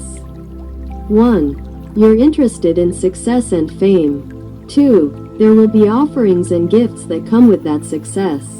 The bigger the project, the more surplus there will be. But what will you use it for? Especially since you're a monk, unless you're not a true monk, unless you're a fake, unless you're a tool of another religion. Used to impersonate someone else to make money for them and to destroy their enemy, which is Buddhism. See, it's a clear, certain answer, but more likely in a negative way. If you were rational, you wouldn't be able to avoid this thought process like we do. So, if anyone views 06's actions in this way and disagrees with us, saying it's not wrong, untrue, or defending him, know that you've been bewitched by his magic. From where? From the Zoom system, back in 2021. He claimed to have received guidance from someone to support his actions and then recruited millions of members to join Zoom in a single month. Who do you think did that? And for what purpose? He, 06, did it, And why would he do that when Wat Fra Dhammakaya already has DMC and GBNUS? Why invest so wastefully in Zoom? Do you know they had to sign a contract in advance, paying a year's rent? How much? 10 million baht. And for what, when GBN is already there? Because you don't know that Luangpur Dhamacheo instructed that no teaching materials from 06 be used, and that he be absolutely forbidden from giving sermons through the temple's channels. This strict order didn't give a reason, but judging from what happened, the answer is because 06 holds wrong views. When it's wrong view, Micha Drishti, what is preached becomes black as white. Anyone who listens will have their center of understanding distorted. From the side of right view, or the good side, seeing things correctly according to the truth and cause and effect, it will be distorted into the side of confusion, evil, seeing bad things as good, and doing evil things as a habit. That's why, if 01 allows someone with right view to teach, that's okay. But if it's wrong view, and their thinking is still confused, and they teach that distorted thinking to others, what will happen? It becomes a tool for destroying humanity, preventing them from reaching the Dharma. Not only that, they won't know right from wrong, good from evil, or distinguish between right and wrong according to the law of karma. Where will they go after death? Only harm and danger. Therefore, 01 has strictly ordered that no 06's sermons or teachings in any program be broadcast on 01's temple channel. That order has never changed. If anyone has ever seen 06 appearing on a program on the temple channel, know that it was inserted, either with consent, through deception, or by claiming that 01 gave it, or through a share of benefits, or through intimidation. There are all kinds of bad things that wicked people do. They can do anything because if they choose a path that is not right view, it is every form of wickedness. The word wrong view means criminal profession. It's wrong, it's corrupt. And they can do any form of corruption. Where will they find a barrier to stop them from doing it? Where will they find the conscience to warn themselves that this is bad, don't do it? There isn't one, because wrong view has taken over their minds. Therefore, whatever they think, say, and do will definitely be wrong. And having them preach through the temple's channel is bringing disaster to Buddhism. 01 doesn't allow it. Therefore, they have to find a way to reach 01's followers by falsely claiming that 01 allowed them to open a Zoom channel, and then they invite 01's followers to become Zoom members. Besides using temple money, they also claim that 01 supports them, so they can have the opportunity to appear on the Zoom channel and have temple people listen to their wrong views, which the temple channel doesn't allow. They do their channel using temple money, and they can use temple money because they are using 01's name. Therefore, what they are doing is not cleverness, it's wickedness in many forms. It can be viewed as one form. The thing is, what can bad people do? Look, they can do anything. It's just that nobody catches them, nobody exposes them. Even here, as we're talking about, not to expose them, just to tell you, they can still do what they want. We're not interfering. They choose their own path, it's not our concern. We're telling you this so people understand. Whether you believe it or not is up to your own karma. But right now, I'm saying that if you haven't been influenced by black magic, you need to prove yourself as soon as possible. Get together and go to the temple's media or get outside media channels to request a meeting with 06 to answer questions and clarify any doubts, so there are no lingering issues. Actually, it's a good thing to give him a chance to explain, because all the accusations over the past 10 years, 06 has never officially refuted them or in his capacity. It's always been people speaking on his behalf, without any basis in truth. But those people speaking on his behalf don't use reason. They only hurl insults, use vulgar language, and create fake pages, impersonating people, wearing glasses, pretending to be dogs, or whatever, beautiful women speaking in the language of hell. It reveals the true nature, the character, the heart of the people who are impersonating him. Do you believe it or not? Kyungtawan read each comment posted under the message he sent to the temple community. He knew immediately who this person was, who this person was, who this person was. It was like knowing through sight. We're not saying we have psychic abilities, but okay. The Dharma we've accessed is something that the spiritual realm doesn't allow us to see further because we still have to work in the world. Therefore, those who truly know and those who know within us must communicate. The monks talk amongst themselves. We also have our own insights. It's not that we know nothing at all. We do know some things. Therefore, many things are communicated to us. It reveals everything. If anyone believes us, they are fortunate. You won't fall into the trap of the forces of evil, and you will be saved. Saving in this era is incredibly lucky because you should all be saved because you met Luangpur Damacheo. But now, in this era where he's no longer here, people don't want to know why he's gone. We've talked a lot, we've written a lot, and it's all true. They are truly corrupt. The Anti-Money Laundering Office, AMLO, caught them, from case number 02, corruption, case number 06, corruption. Fra Thawan, corruption, Fra Air, corruption, Fra Sanfin, corruption, Fra Tawi, corruption. This is information from Mr. I's team back in 2018. They had evidence. They found witnesses and evidence of suspicion regarding these matters, and they submitted a request to Wat Fra Dhammakaya, to the abbot and case number 02, Fra Thadachivo. They requested that the temple clear its name, that there be no false accusations.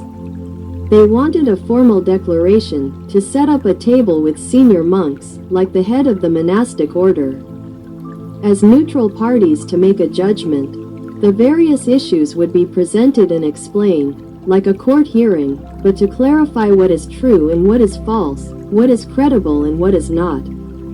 These neutral monks would decide on the guilt or innocence.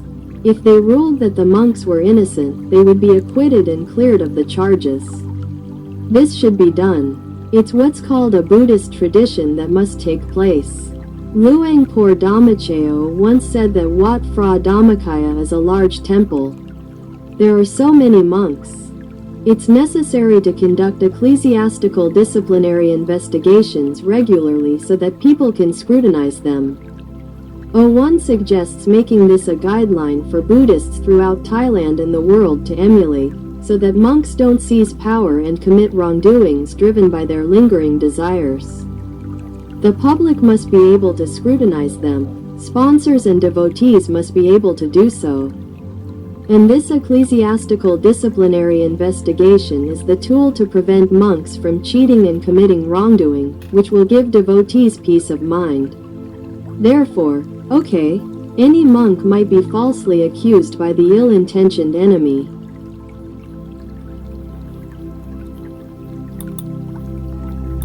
But if a trial were to be held, it would give the monk an opportunity to refute the accusations, to make statements, and to clear his name. This means that after going through the process and being judged not guilty, the monk would regain respect. Those who misunderstood and made accusations would have the opportunity to seek forgiveness.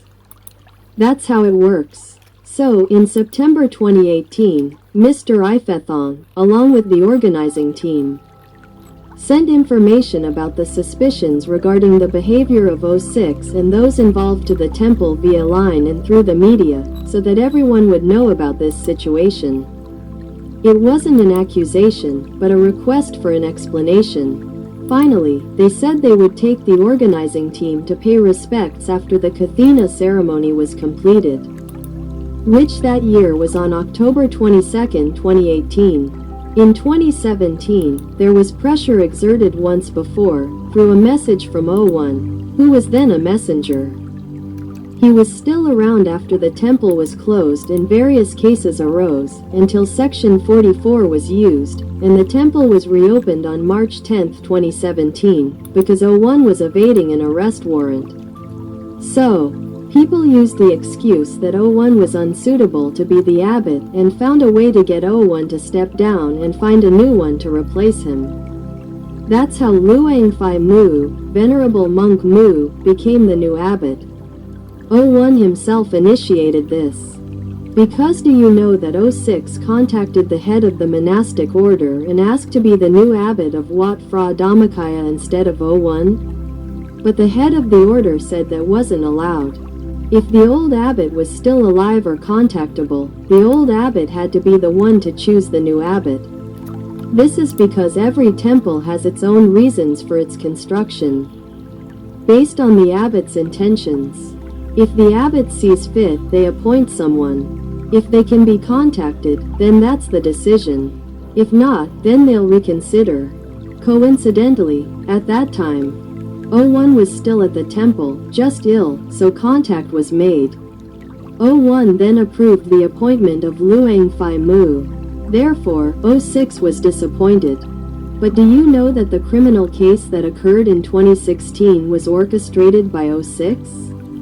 He must have watched a lot of movies to plan this, to target Luang Por Dhamacheo. Because of resentment. Oh wait, is it slander? Let's hear the story first.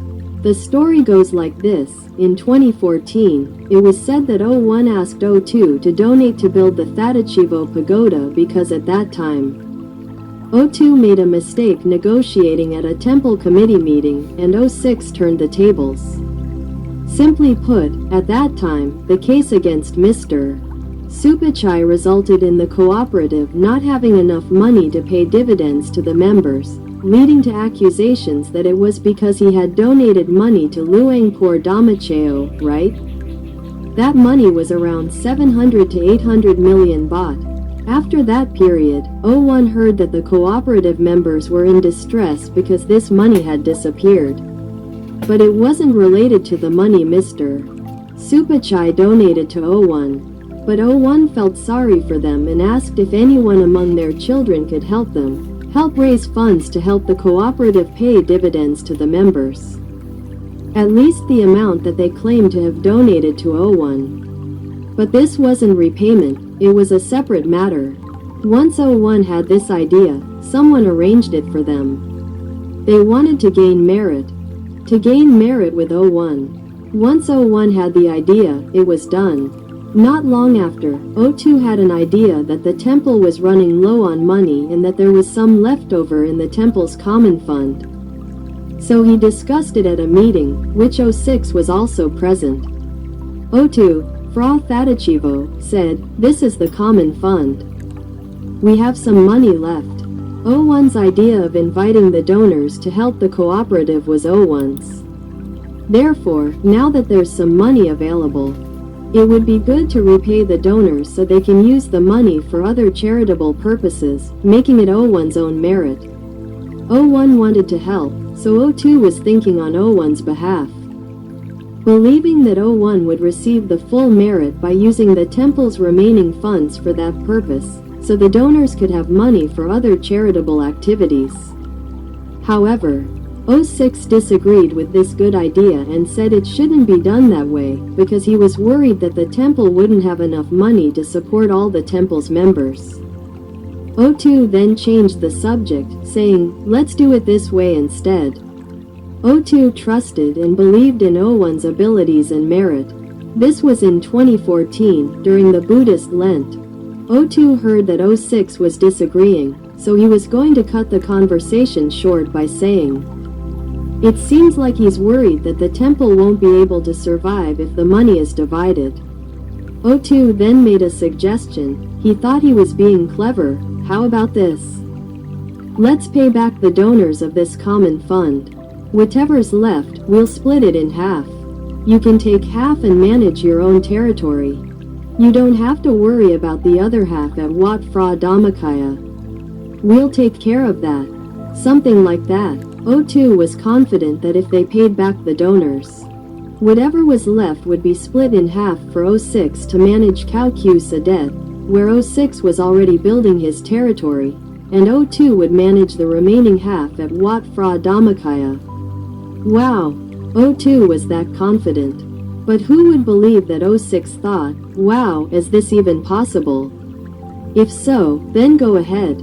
But I choose to stay at Wat Phra Dhammakaya. You go. If anyone were O2 at that time, they would be shocked, right? Wow, is this even possible? Is this how it's done? But he didn't realize that O6 would seize this opportunity because he must have spoken from a position he knew about O2. He never built an empire anywhere.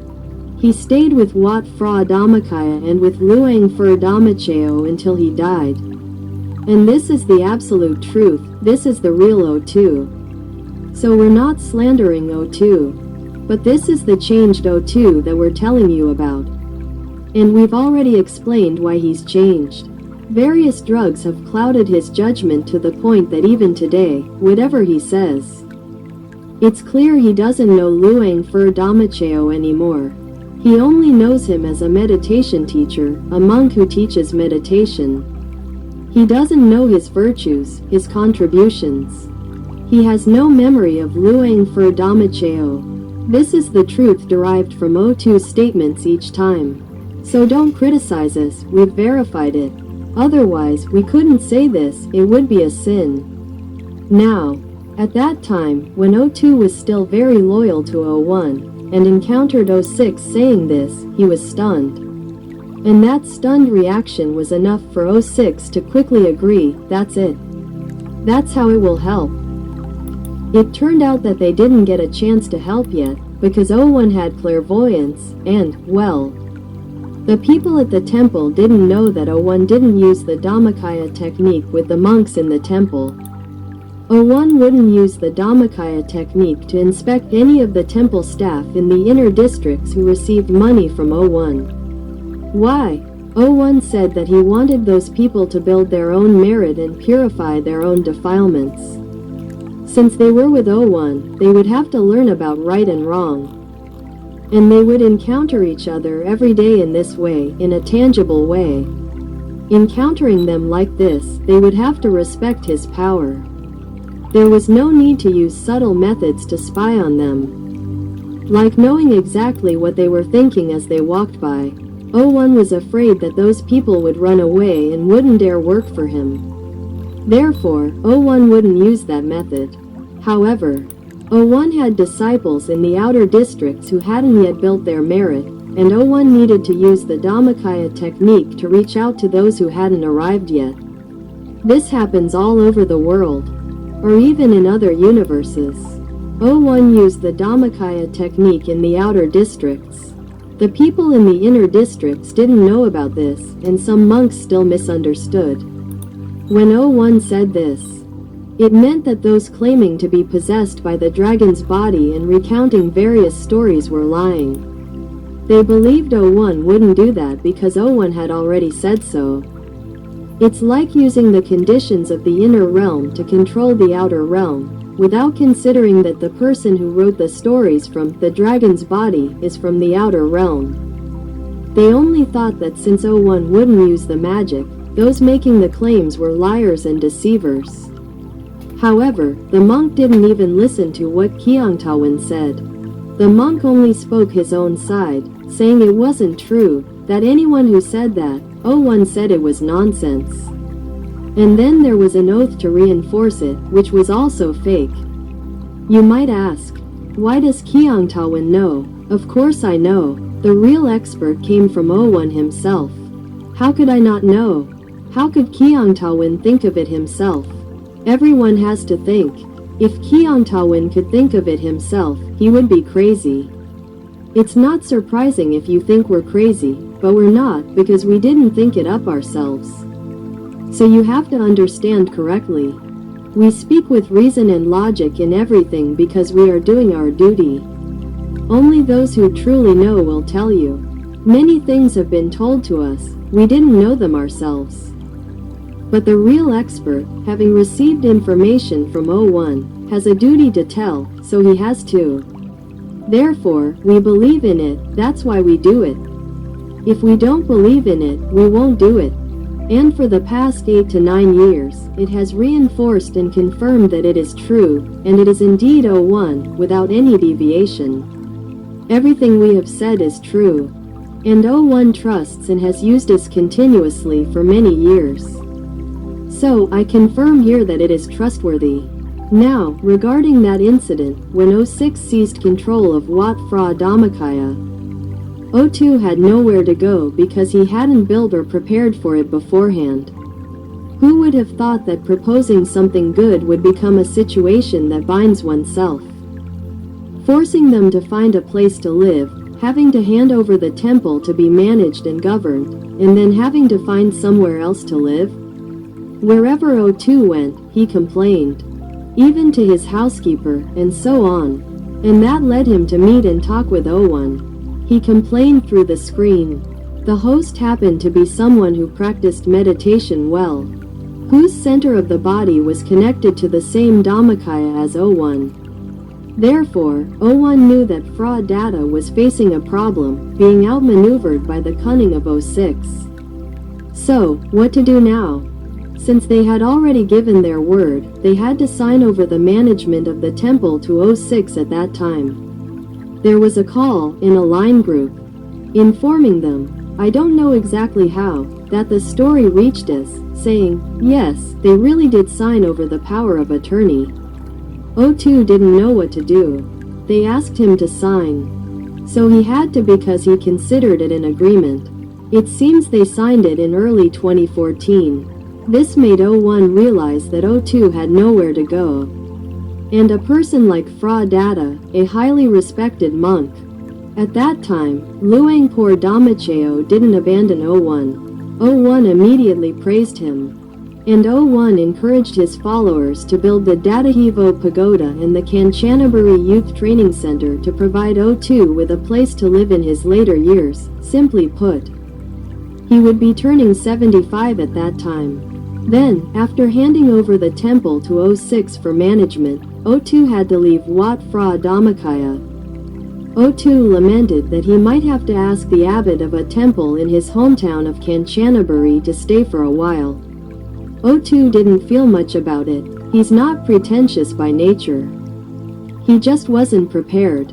But 02's musings, due to 02's own merit, 01 acknowledges.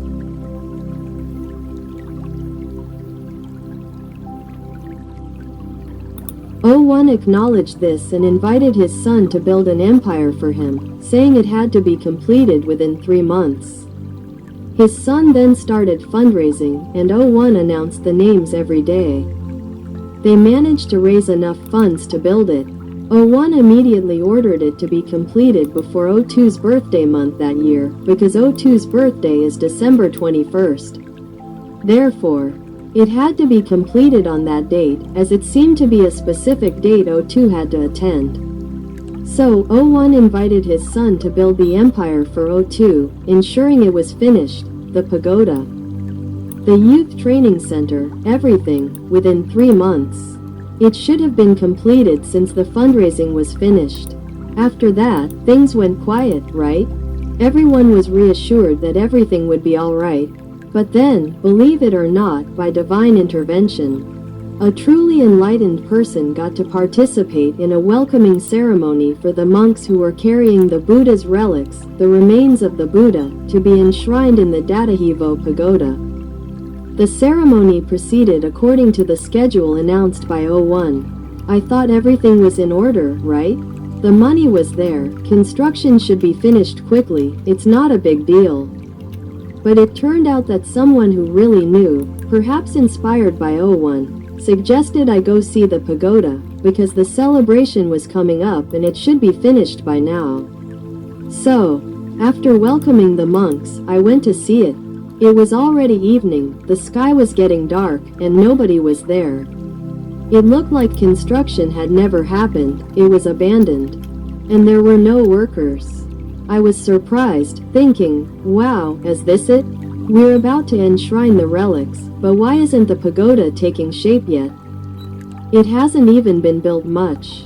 I was about to leave when a monk came out and asked who I was looking for. I said, oh, nothing, venerable sir. This is what someone who really knows told me. I just came to see the pagoda. I thought it would be finished since 01 initiated the construction. The monk said, "How could it be finished, layperson? It hasn't been built for a long time." So I asked, "Why not, venerable sir? 01 has already finished raising funds, hasn't it?" The monk said, "There's no money." I said, "Wow, how is that possible? Venerable sir, 01 raised funds from sponsors. They announced names loudly and widely, so how could there be no money?" The monk said that Fra Maha Samchai Thanawathedo requested to withdraw the money. Everyone, listen to this name. That monk really said that Fra Maha Samchai Thanawathedo requested to withdraw the money, saying he would repay the donors who helped the cooperative according to Luang Por Damachayo's instructions. So the monk let him withdraw it. And what happened? When they returned, they found out that no one got their money back. This means there was a fraudulent withdrawal of the money, and they even specified a name. Therefore, it's not something we can just assume. There's a backstory. That's why there were several reports to inform 01, and in the following year, 2015, there was an inquiry. This is inside information from people who actually saw it. They told me that 06 went to see 01 because 01 called and asked about the money for building the pagoda, where it went, who it was given to, where it was taken, and whether it was taken at all. And the answer was, 06 didn't say anything. He didn't deny it, but he didn't answer either. 01 asked about 2 or 3 times, and 06 still didn't say anything. So, 01 decided that 06 should leave the temple, go far away, and never come back.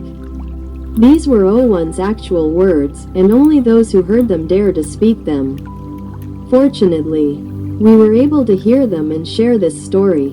Therefore, this isn't something anyone can just make up. Claiming 01's words is a sin. If it's not true, it's a grave sin. So, this is true.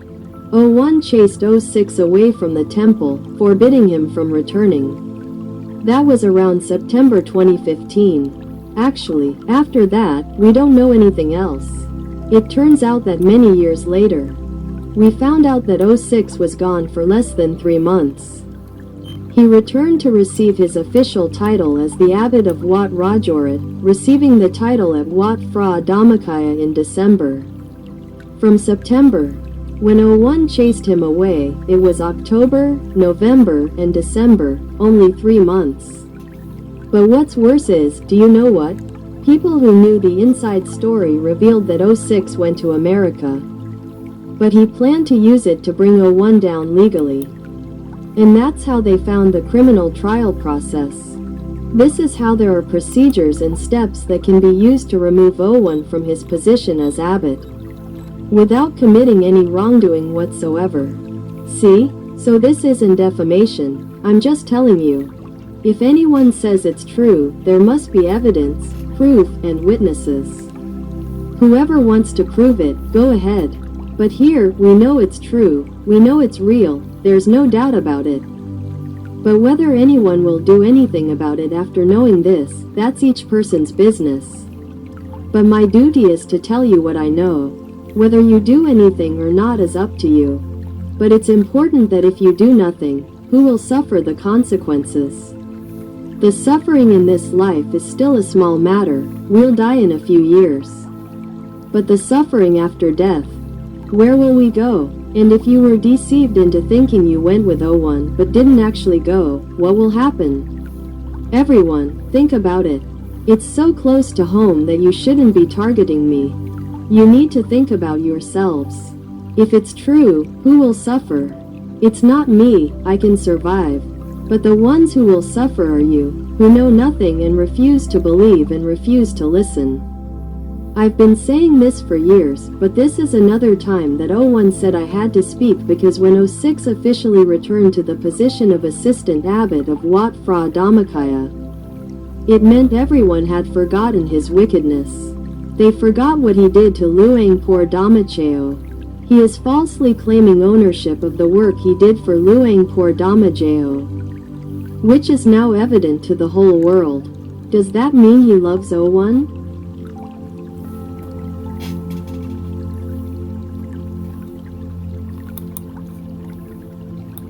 So, 06 deserves to be appointed, to be trusted, right? Well, that's the truth. The way he did it wasn't about ability, it was just pure wickedness. It's just that it's difficult for others to do because others are good people. 01 said that wicked people find it easy to do evil, but difficult for good people. Goodness is easy for good people, but difficult for wicked people. 06 falls into the category of someone who finds it easy to do evil and difficult to do good. That's why he doesn't fit in with 01. Otherwise, if someone as capable as him were truly capable, Luang Por Damacheo would support him. And what reason would 01 have for not supporting him? I've already explained everything. So, now is a crucial moment. I explained earlier that he was dismissed, but then he returned. Do you believe that the person who helped him return was 02? Why? Because Luang Por of Wat Raj Oros at that time, actually, in 2014, had the right to appoint 12 monks to that position, but he hadn't completed the appointments. Then, suddenly, in 2015, he appointed 06. This is Fra Kru Palit Suwatanapothicin. Why was he appointed the following year? And only one monk at that time? If no one had proposed him, would Luang Por of Wat Raj Oros have known? Can you see the process now? And who would ask the abbot of Wat Rajorat to establish the temple? If it wasn't someone who admires 06 so much, it would be 02. And you ask, why would 02 befriend 06 when 06 was the one who made 02 homeless in 2014? The backstabbing about splitting things in half.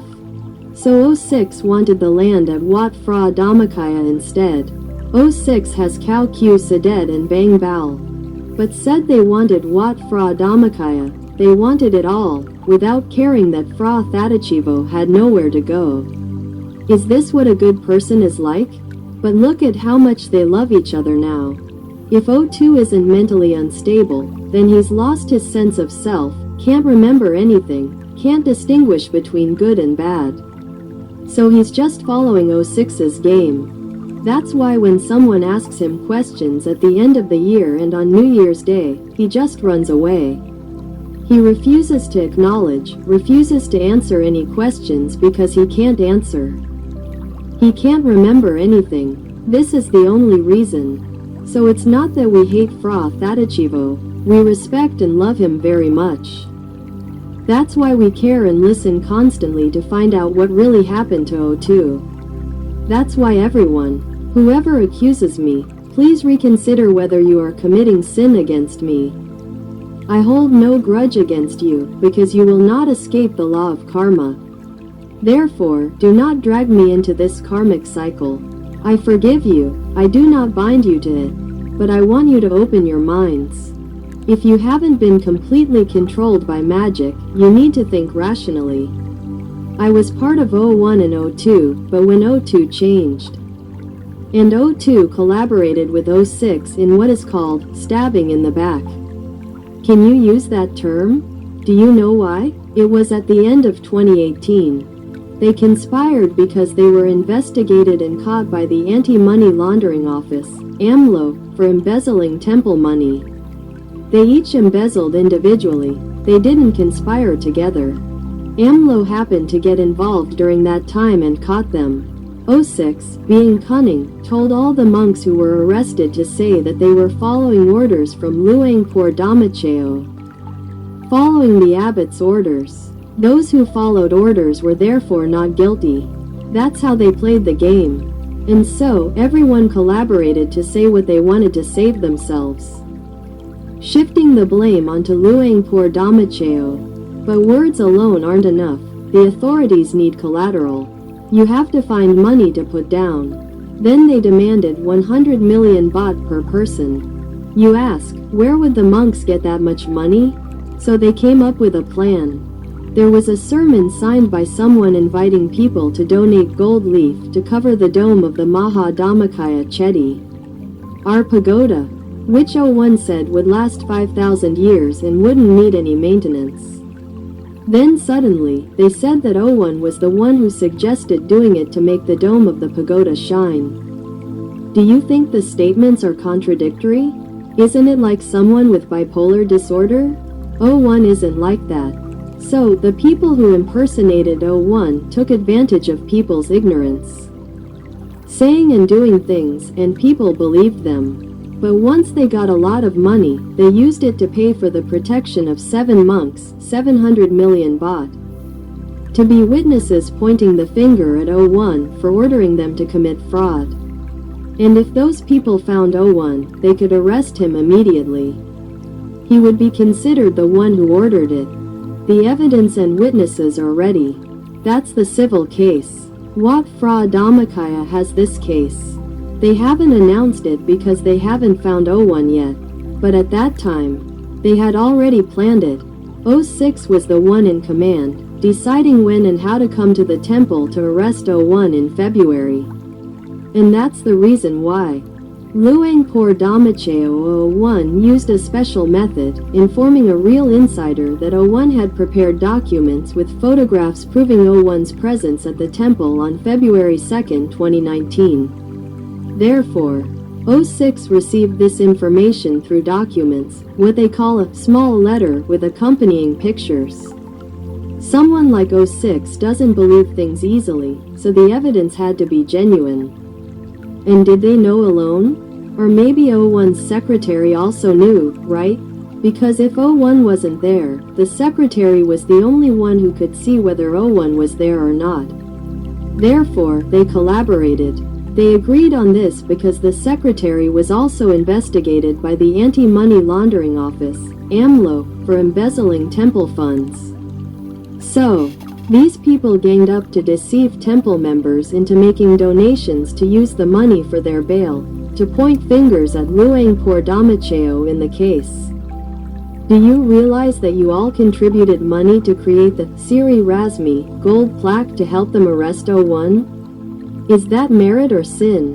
Where is the virtue in that? You're closing your eyes and ears, ignoring everything, and wanting merit so badly you're not considering anything.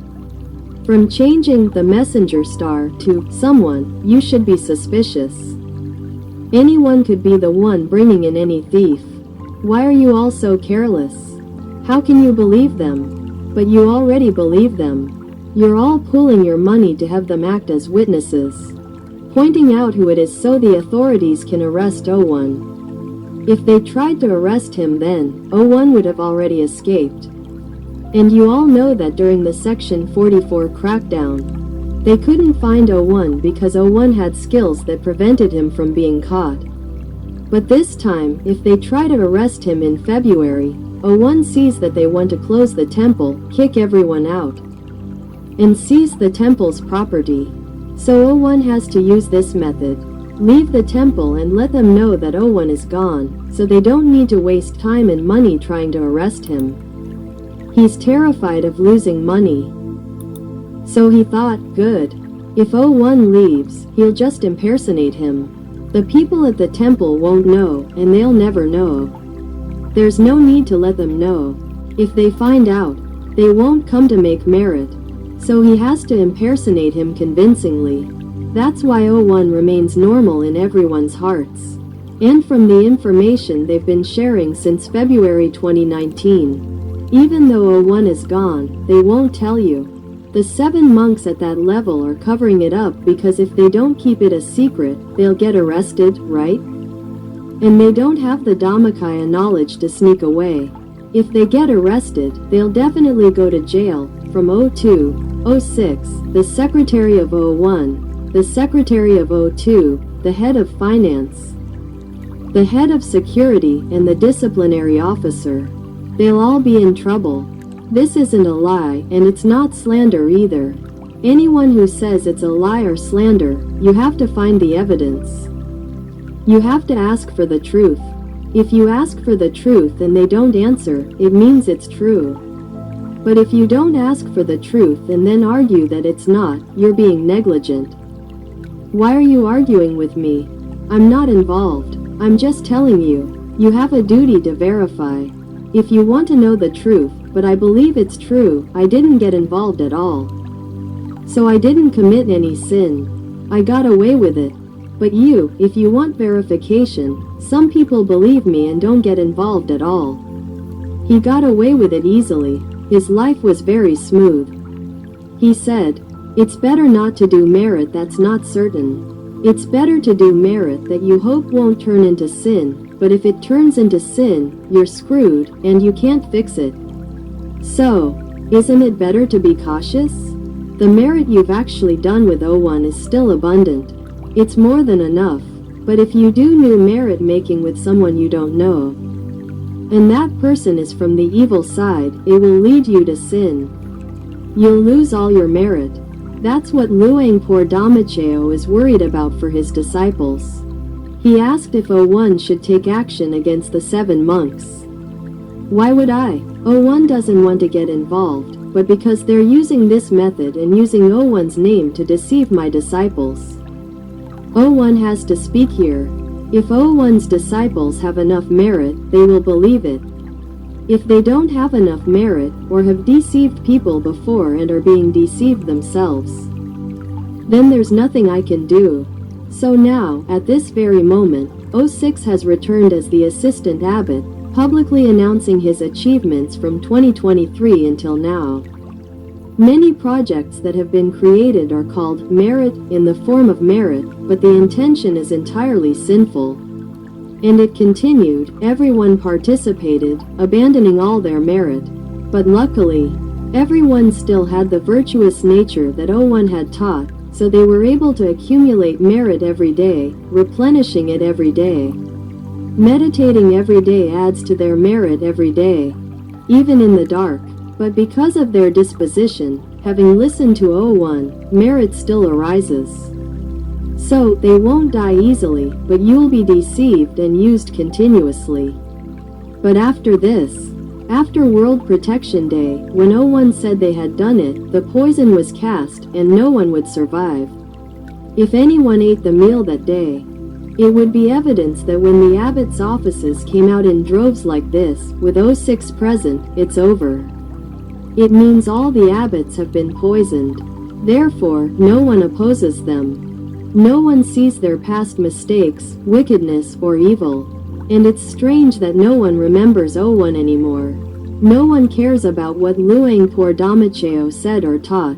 But they believe them. Believe and accept them wholeheartedly. It means they've all been influenced. So, if any temple follower listens to me in this clip, if you have compassion and kindness, and you have the potential, you weren't drugged, you have to help. Gather together, request an interview with 06, raising all these accusations, so 06 has a chance to explain to the media. See if his performance is convincing. Give him a chance. If he performs well and people believe him, then it's over. It ends with the karma of sentient beings. I'm not involved. I'm just relaying what should be done. If everyone wants to survive and keep Wat Phra Dhammakaya safe, and to create merit for future generations. Do you believe that there's a dream that foretells that suddenly 01's offspring will become full of orphans? It's sad, isn't it? It means that the benefactors, the children who are now growing up, are becoming wealthy because of the merit their parents accumulated with 01. You will become the new benefactors, wealthy and young, and start families with children. But you will quickly run out of merit, and you will die, leaving your children as orphans. Do you understand? This is the definition of the dream I received, telling me that the younger generation, those with merit, who want to build merit with the Dhammakaya teachings, the subjugation aspect, are born in the era of the Maitreya Buddha and are born into the families of those with merit. But right now, the meritorious people of this generation are not yet ready. It's Luang Por Damacheo, you know. People believe everything he says at the temple because they've believed him since their parents' time. It means you have no way of surviving if you don't listen to Kyangtawan. How could 01 speak for himself if you didn't listen to him? That's why we need Kyangtawan to convey this message. Therefore, If you don't want orphans filling the city, and I mean really filling it, because people in the era of the future Buddha want to be born and build merit with the forces of evil. They come in large numbers. The D-Star kids are now grown up and preparing to be parents. They will be the line of merit that connects virtuous children to be born. And think about it. When those virtuous children arrived, the Wat Phra Dhammakaya was already taken over by the forces of evil. Now that 06 is in the abbot's position, it's been taken over. And what will happen next is where they will transfer the money. It comes back to the information we learned from the new group of followers. You don't doubt that for many years. The big projects that 01 couldn't do back then, do you know why? Because there were too many obstacles and evil forces. But for many years now, even without 01, everything has gone smoothly and perfectly. There are no obstacles at all. Why isn't anyone jealous? Why were there people jealous back in the 2001 era? If you know what we know, back then there were people who wanted a share, but 2001 wouldn't give them one because it was a sin. But now, those troublemakers don't come around anymore. We don't need to go around questioning who's behind this. We've watched a lot of movies, mafia movies. To keep the mafia from bothering you, you pay them a kickback or a bribe, right? You give them a share. If you give them a share, they won't interfere, and you can work smoothly, right? This is just a basic outline of the possibilities, and it's very easy to do. If people lack shame and moral restraint, if they're not good people, then why wouldn't they be able to do the wicked things they already do because they have wrong views? And the fact that someone who has shown signs of wrong views since the time of 2001, and was expelled from the temple, you brought him into the ranks of abbots of Wat Phra Dhammakaya on April 6, 2026. What does that mean? It means Wat Phra Dhammakaya is preparing for its downfall because it's been handed over to wicked and evil people. And who did he get involved with? In late 2021, a number of virtuous people were approached to join a new group of believers, to join their YouTube channel, and listen to their sermons. The group leader said they received a textbook on Dhamma teachings from Luangpur Dhammacheo, and that the order from 2001 was to invite people from the temple who like to meditate with 2001 to join. Go join that group, and don't make donations to Wat Phra Dhammakaya and its branches anymore, because 01 has already handed over Wat Phra Dhammakaya and its branches to the higher powers. And they've already given you 70% of the donations. This is what came from a private room of that group. And the people who heard it didn't want to believe it. Do you know why? They said they remembered 01 saying, "Don't abandon the temple," and that 01 would be the one to give the temple to someone else, and that the disciples should go build a new temple in a new location. Because 01 had already given the temple to someone else and given away 70% of the donations. How could that be possible? Do you understand? Because 01's words and what these people are claiming don't match at all. They're completely different stories. And the person who spoke in that meeting room, he said it outright. He didn't use the name 06. He said, Fra Maha Dr. Samchai Thanawat Thato. If he didn't save the clip beforehand, you can go find it. Was there any mention of it? People who used to be there. They left because they want to return to the temple. Because they said that group forbade people from returning to Wat Phra Dhammakaya, from making donations to the temple, and from returning to the branches. Why? They love Luangpur Dhammacheo, and they love what 01 taught, so they will return. So how did these things reach Kiangtawin? Because he was going to invite her. He was going to invite Kiangtawin to listen himself. Coincidentally, Kiangtawin was busy, so he gathered the information for her. Therefore, this isn't defamation. What does that mean? It means that 06 said it himself. And it means that the new group of followers was intentionally established with 06 as the mastermind. The one who arranged everything and gave them the scriptures. They were deceived into believing that the scriptures were from Luangpur Dhamacheo. Why? Luangpur Dhamacheo doesn't write scriptures. He doesn't write scriptures on Dhamma practice because it's natural. You can't write anything that truly reflects the truth. There are no words in Thai or any other language in the world that can describe the true inner Dhamma. Therefore, 01 doesn't write them. Since he doesn't write scriptures, 01 doesn't support the creation of scriptures. He doesn't even support the scriptures from Wat Pak Nam. So it's definitely not 01's. But someone falsely claimed that it was 01's and gave it to the leader of that group, causing the leader to believe that he was the direct successor of the Dhammakaya teachings from 01. Just think about it, it got out of hand, reaching 800,000 people. And do you know what happened today?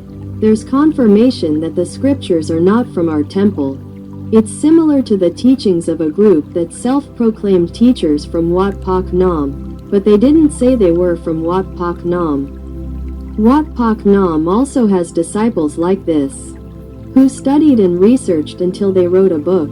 They say it's exactly the same, the teachings are exactly the same. Well, if it teaches exactly the same way, then it's not the same as the original teachings, is it? How can they claim it's the original teachings? It means the leader of this group was deceived. But at this point, where else can they go? They have to believe that it's the original teachings of Luang Pu Wat Pak Nam. End of story. Therefore, for those who have followed this far, wherever you've heard before, we've compiled it all in one place. Listen carefully, listen again, listen repeatedly. Then go and have any psychologist listen to me speak and tell them whether I'm crazy or not. Go ahead and do it. What crazy person can sit here and talk for over 2 hours without looking at a script? These things have happened repeatedly for many years, why do I still remember them? A crazy person can't remember. Who says I sniff glue? No, please, don't commit sin this way. Just the fact that you can't distinguish between merit and sin when you're trying to gain merit at Wat Phra Dhammakaya is bad enough. So now, the only thing that can be done is for anyone listening to this to find the truth. Last month, in April, I actually said to go to the temple and ask for me because I wouldn't be there anymore. There wouldn't be me in monk's robes at the temple or anywhere else because I'm no longer a monk. Since I'm not a monk, I wouldn't wear the robes. So, even if someone in the temple puts up a lookalike, it's still not me because I'm not a monk anymore. I can confirm this. Isn't that why the temple hasn't dared to bring out a lookalike yet? They haven't given up on using the belief that I'm still in the temple. And importantly, if they really poisoned the rice on World Protection Day, that's the fate of the temple people. From now on, you won't be able to come to the temple properly. Someone argued with me, saying that last year I said there would be poison airborne, and everyone would die, but nobody was harmed. Then I noticed that there are prescription drugs every year, and it turns out that more people are coming to the temple every year. What am I supposed to say? The answer is, it's because they're using prescription drugs. That's why you come. You come because of the prescription drugs. They ordered you to come, do you understand? So now there are people from over 40,000 temples across Thailand, hundreds of thousands of people. If you ate the temple's food on that day, or the day before, when they had prepared the poison, you were already affected. The poison had entered your body. When they cast their spell, you'll be affected. It just depends on when they decide to do it. If you feel normal now, it means they haven't done it yet. They haven't cast the spell, it's not the right time. When they want to use you, they will perform their ritual, and you will be easily controlled. I still think that on the day of the offering ceremony at the Dharma courtyard, judging from the pictures, you were poisoned. The atmosphere was strangely calm and orderly. Many people saw the news, even on various news channels, and thought, wow, look. There are so many people. It's a really funny sight. With you all holding your umbrellas. The monks are holding brown and gold umbrellas, the laypeople are holding blue umbrellas. You're taking pictures holding umbrellas and saying they're gifts from Luang Por Damacheo. I wouldn't do anything so pointless. If you knew, you'd remember when I made donations to 30,000 temples on my birthday. I used the cloister in the rice fields and I did it during the daytime. What's the point of finishing in one day and going home without having to pay for transportation overnight? 01 isn't wasting money, he's giving away great merit. You're under the temple. You don't need an umbrella. And excuse me, I saw the ceremony. You spent about 10 or 15 minutes with the umbrellas, and then you spent less than 12 minutes meditating to the sound of 01's voice. What are you prioritizing? Creating an image? Creating what kind of image? Deceiving people into thinking this is 01's love, giving out umbrellas to keep everyone cool. You only held the umbrellas for a few minutes, and then when the ceremony started, you had to close them. On that gloomy day, you didn't even need to hold an umbrella. Do you see how wasteful it is? How many umbrellas were there in total? How much money was that? It wasn't 01. That day, the class leader announced loudly, "Oh, it's a gift from the Venerable 01. Where did he get that idea from? Or did he not think at all?" And then there was a speech in the voice of a female lay follower, like a pledge. I will diligently fulfill the duties of the Venerable 01 to the best of my ability until the end of my life. Wow, it's like a fairy tale, a complete drama, all just image building.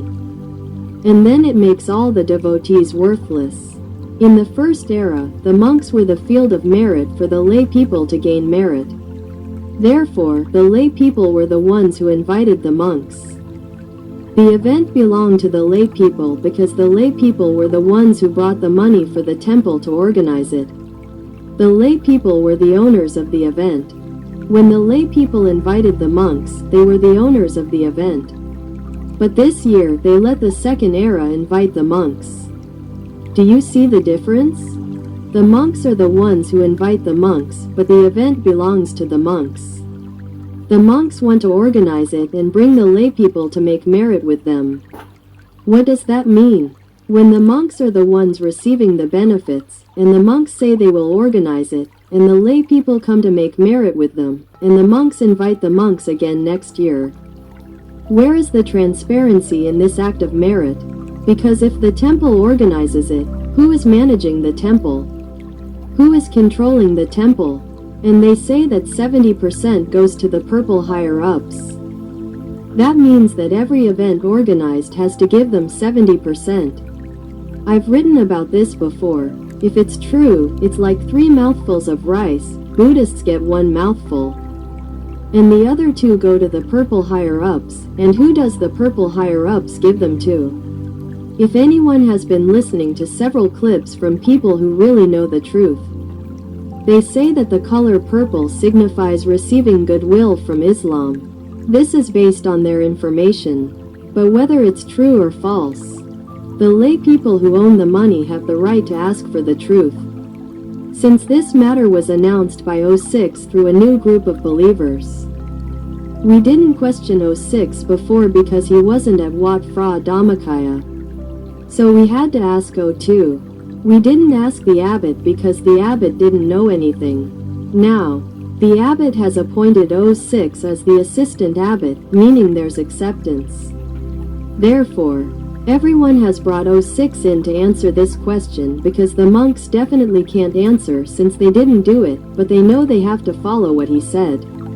So now, all the real owners of the temple, or the real followers of 01, have doubts about 06. Ever since someone said he was Muslim, and that person was an enlightened monk, I won't say his name. An enlightened monk is knowledgeable and doesn't lie. But if that's really the case, then it's a movement to overthrow Buddhism, to remove Abbot Phra Dhammakaya. And now they're using Wat Phra Dhammakaya for various purposes, taking money for the purple-clad figure above. If he really gave it, who can verify that he did, or if he's just claiming it? Is this something that needs investigation? But if people at the temple think, oh, it's too far-fetched, we're just small people, we can't reach him, then you should focus on your own survival. Why would you participate with him? Why incur sin? But if you say, oh, it's better this way, if it turns out to be untrue, I'll lose merit. And isn't the merit you've accumulated with 01 enough? Excuse me, but on August 26, 2018, when Kyongtawin and Kuban were banned from entering the temple, it was because of a message from Mankon's son Kai, which came from the real 01. The temple banned us from entering because they were afraid we would reveal the truth from 01 to everyone. Since they banned us, we didn't go in. But 01 told a real expert that the merit we had accumulated was sufficient, even without making new donations. However, there were people who wanted us to enter. The group that chased away the worms, your team, at that time, also wanted us to enter. They wanted us to enter to show that the temple had no right to ban devotees or sponsors from entering. But we saw that it was pointless because the person banning us from entering the temple did so without authority. They were secretly using their power. They issued the order without signing, but forced people to comply. It's about using influence, and people exploiting the goodness of others so they don't dare get involved.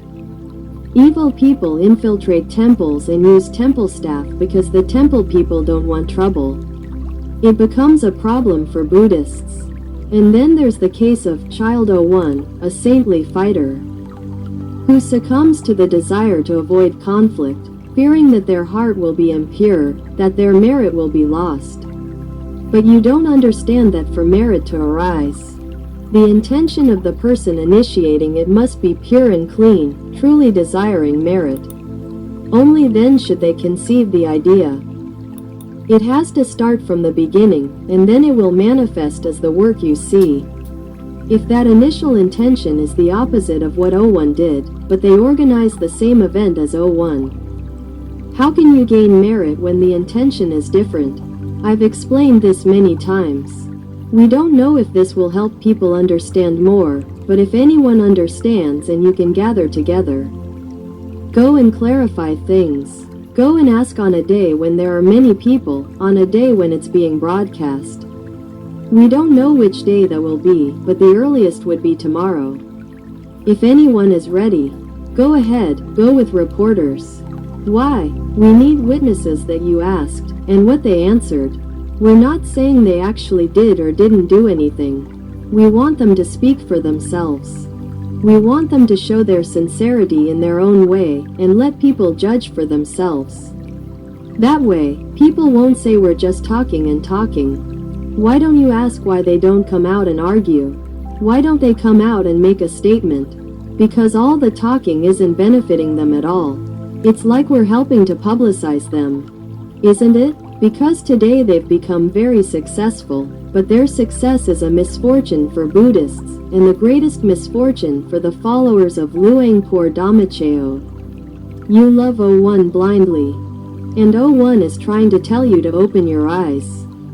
Let's see, it hasn't been 01 for a long time. You guys don't believe me.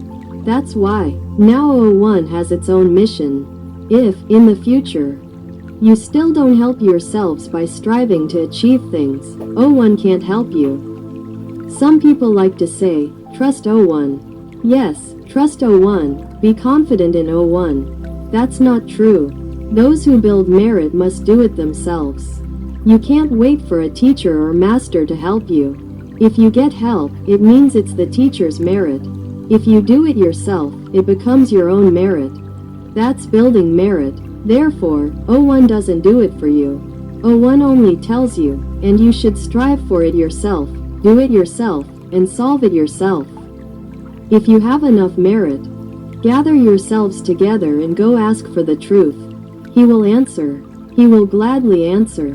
Now he holds the position of assistant abbot, and he's ready to come forward and meet anyone. He's confident, so give him a chance. Go ask, but ask so that everyone knows. That way, you won't have to ask repeatedly. Whatever he answers, follow his lead. If someone believes him, they will believe what he shows them, and it will seem credible. But if someone doesn't believe him, they'll understand why. We can't force people's beliefs. But we must give him a chance to show himself. Let's be fair and just present our roles. It's not about just accusing us of slander. We didn't slander, we said he was evil. There's a difference. Slander means that person isn't evil at all, but you're falsely accusing them. If you do that, you have to ask what the person slandering him hopes to gain. If you ask Kyungtawan what he hopes to gain by slandering him, does he hope people will come and worship him? No. Does he hope people will make donations to him? No. I've never mentioned Luangpur Damacheo and said I could contact him, so anyone who wants to donate to 01 can give the money to me. I never said that. I wouldn't even consider giving money to 01 because 01 hasn't come to see me. So, there's nothing to gain, nothing but merit. Today, I'm declaring and explaining everything for everyone's clarity. Fair enough. We want everyone to be fair to 06 and let him answer. He's the one who administered the poison to others, not to himself, so he's not confused. A monk like him wouldn't be poisoned himself. He's the one who does it to others. Therefore, he's not confused. But will he be deceitful? Will he lie? It depends on what he's used to. If he's used to lying, then he'll do that. Whether you want to believe him or not is up to you. But at least let him speak in front of the public, let it be reported in the news. And clear things up so we don't have to talk about this anymore. He's clarified that he's corrected the news, and whether anyone wants to believe him or not is irrelevant. But think of it this way.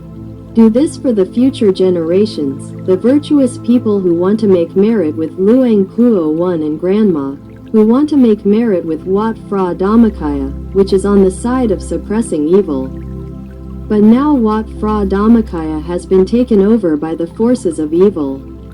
So if we don't help the monks in the list of abbots, well, we have to help ourselves.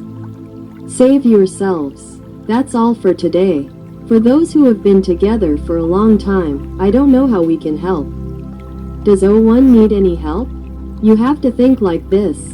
01 wants his disciples to build merit and follow him to the ultimate truth.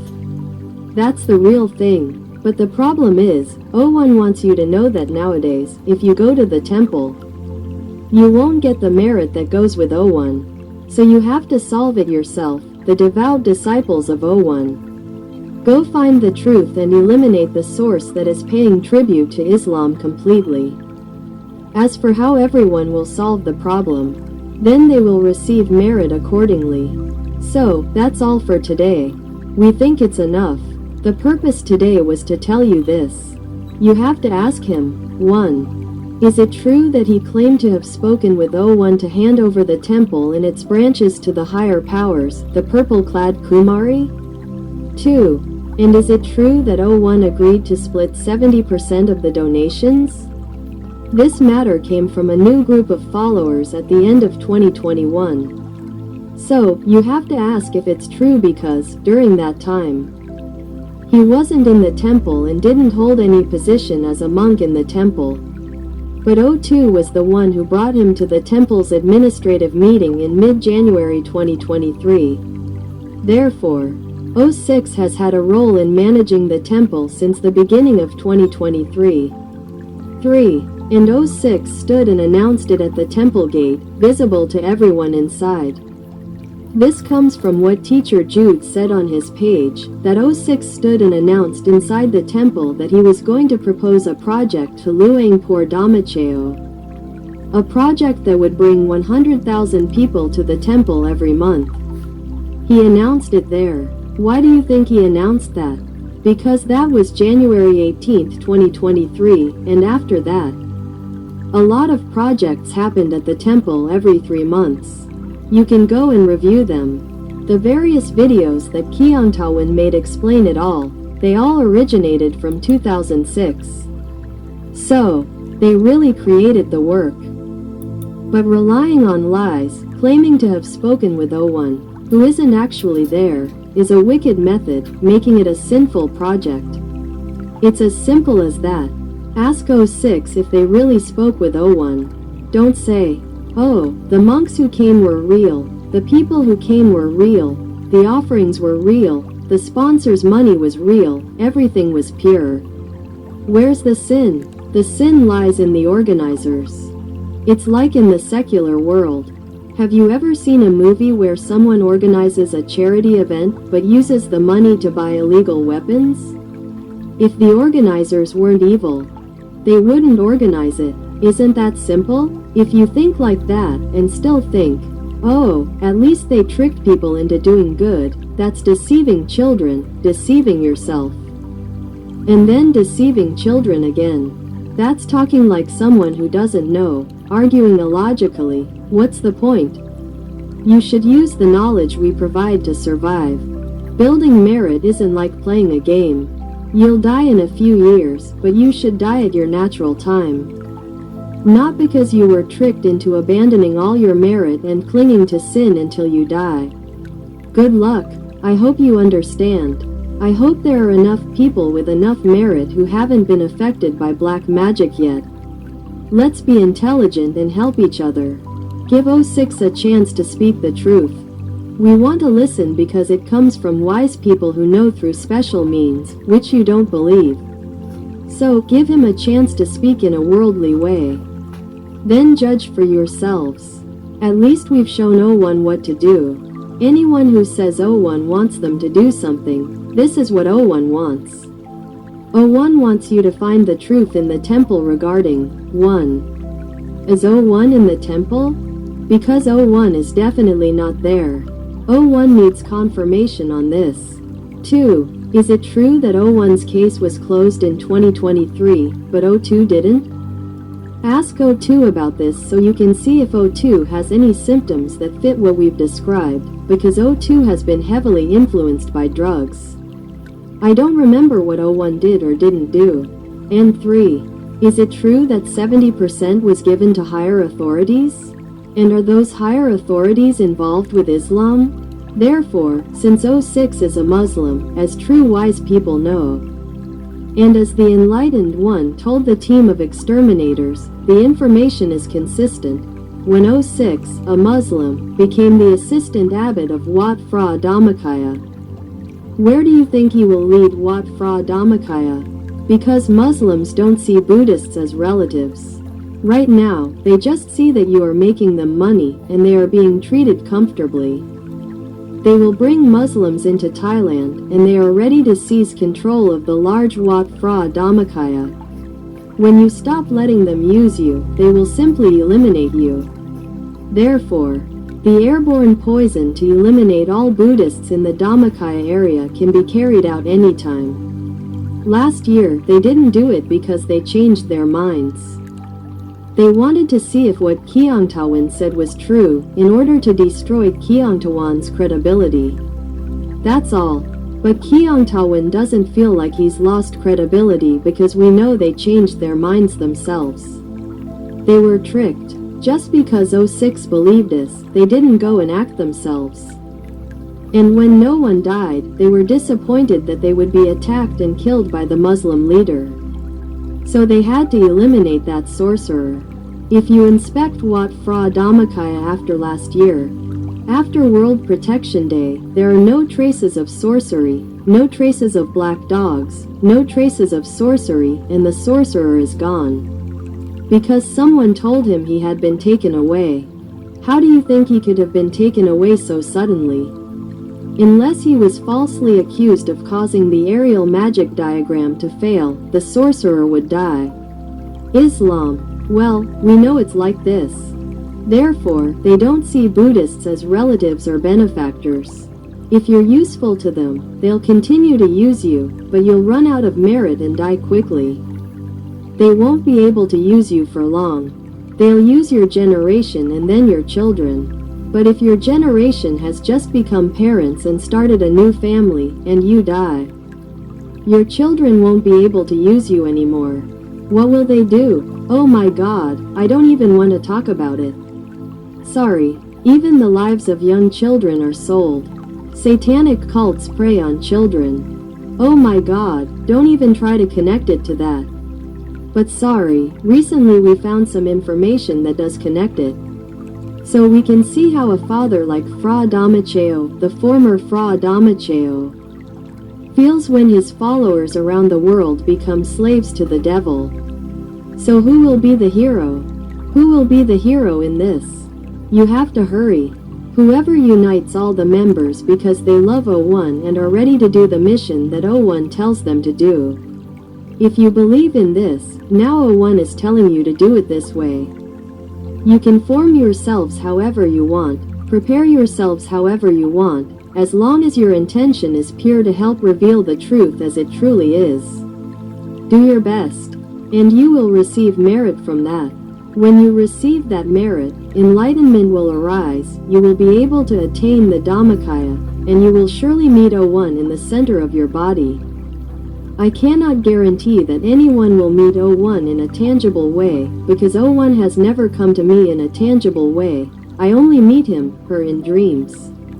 Therefore, if your heart is not in delusion, you still have the right to meet 01 in a dream. Pray sincerely, and you will surely meet him, her if 01 hears you. If you are not in delusion, it is delusion that enslaves you to the dark side. If you are not in delusion, your prayers will reach 01, 01's clairvoyance will be vast, and 01 will surely perceive you. I am not deceiving you. Many people have met 01 in their dreams. So, it's true. You can prove it yourselves. You don't have to believe everything I say, but if you don't have time to prove it, please believe me. Then do what you should do what you can, but don't delay. Or it will be too late. That's all I have to say. And I share all the merit I have accumulated with everyone who has listened attentively until now. May you all be safe, victorious, and attain the Dhammakaya. Sadhu, sadhu, sadhu. The report concludes with a news clip stating, "Viewers, look. There are so many people.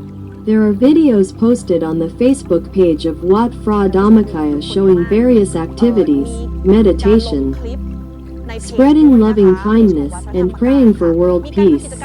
Some clips show the kitchen area with hundreds of pots set up for the feast. There are so many people and so many devotees. Look, look. There are so many people, it's really lively. Man, wow, is this live footage? Wow, this is live footage, viewers. There are so many people, and there are many senior monks present as well. From what we've checked from the videos, there's His Eminence Somdej Phra Pudacharn, the chief abbot of the eastern region and abbot of Wat Tramet, and His Eminence Somdej Phra Maharaja Mankal Muni, the chief abbot of the central region and assistant abbot of Wat Tramet. Wow, it's a huge event, a very huge event. They say it's a ceremony to offer a grand alms donation to over 40,000 temples across Thailand in celebration of Luang Por Dhammachayo's 82nd birthday and also World Protection Day. Woman, yes, today is Earth Day and Nada School is holding an Earth Day event. Man, really? Woman, yes. Professor Shityaran, the venerable abbot, won't be appearing.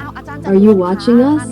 Man, I wonder what form his appearance will take on the day of his unveiling. I'd like to see it too. Okay,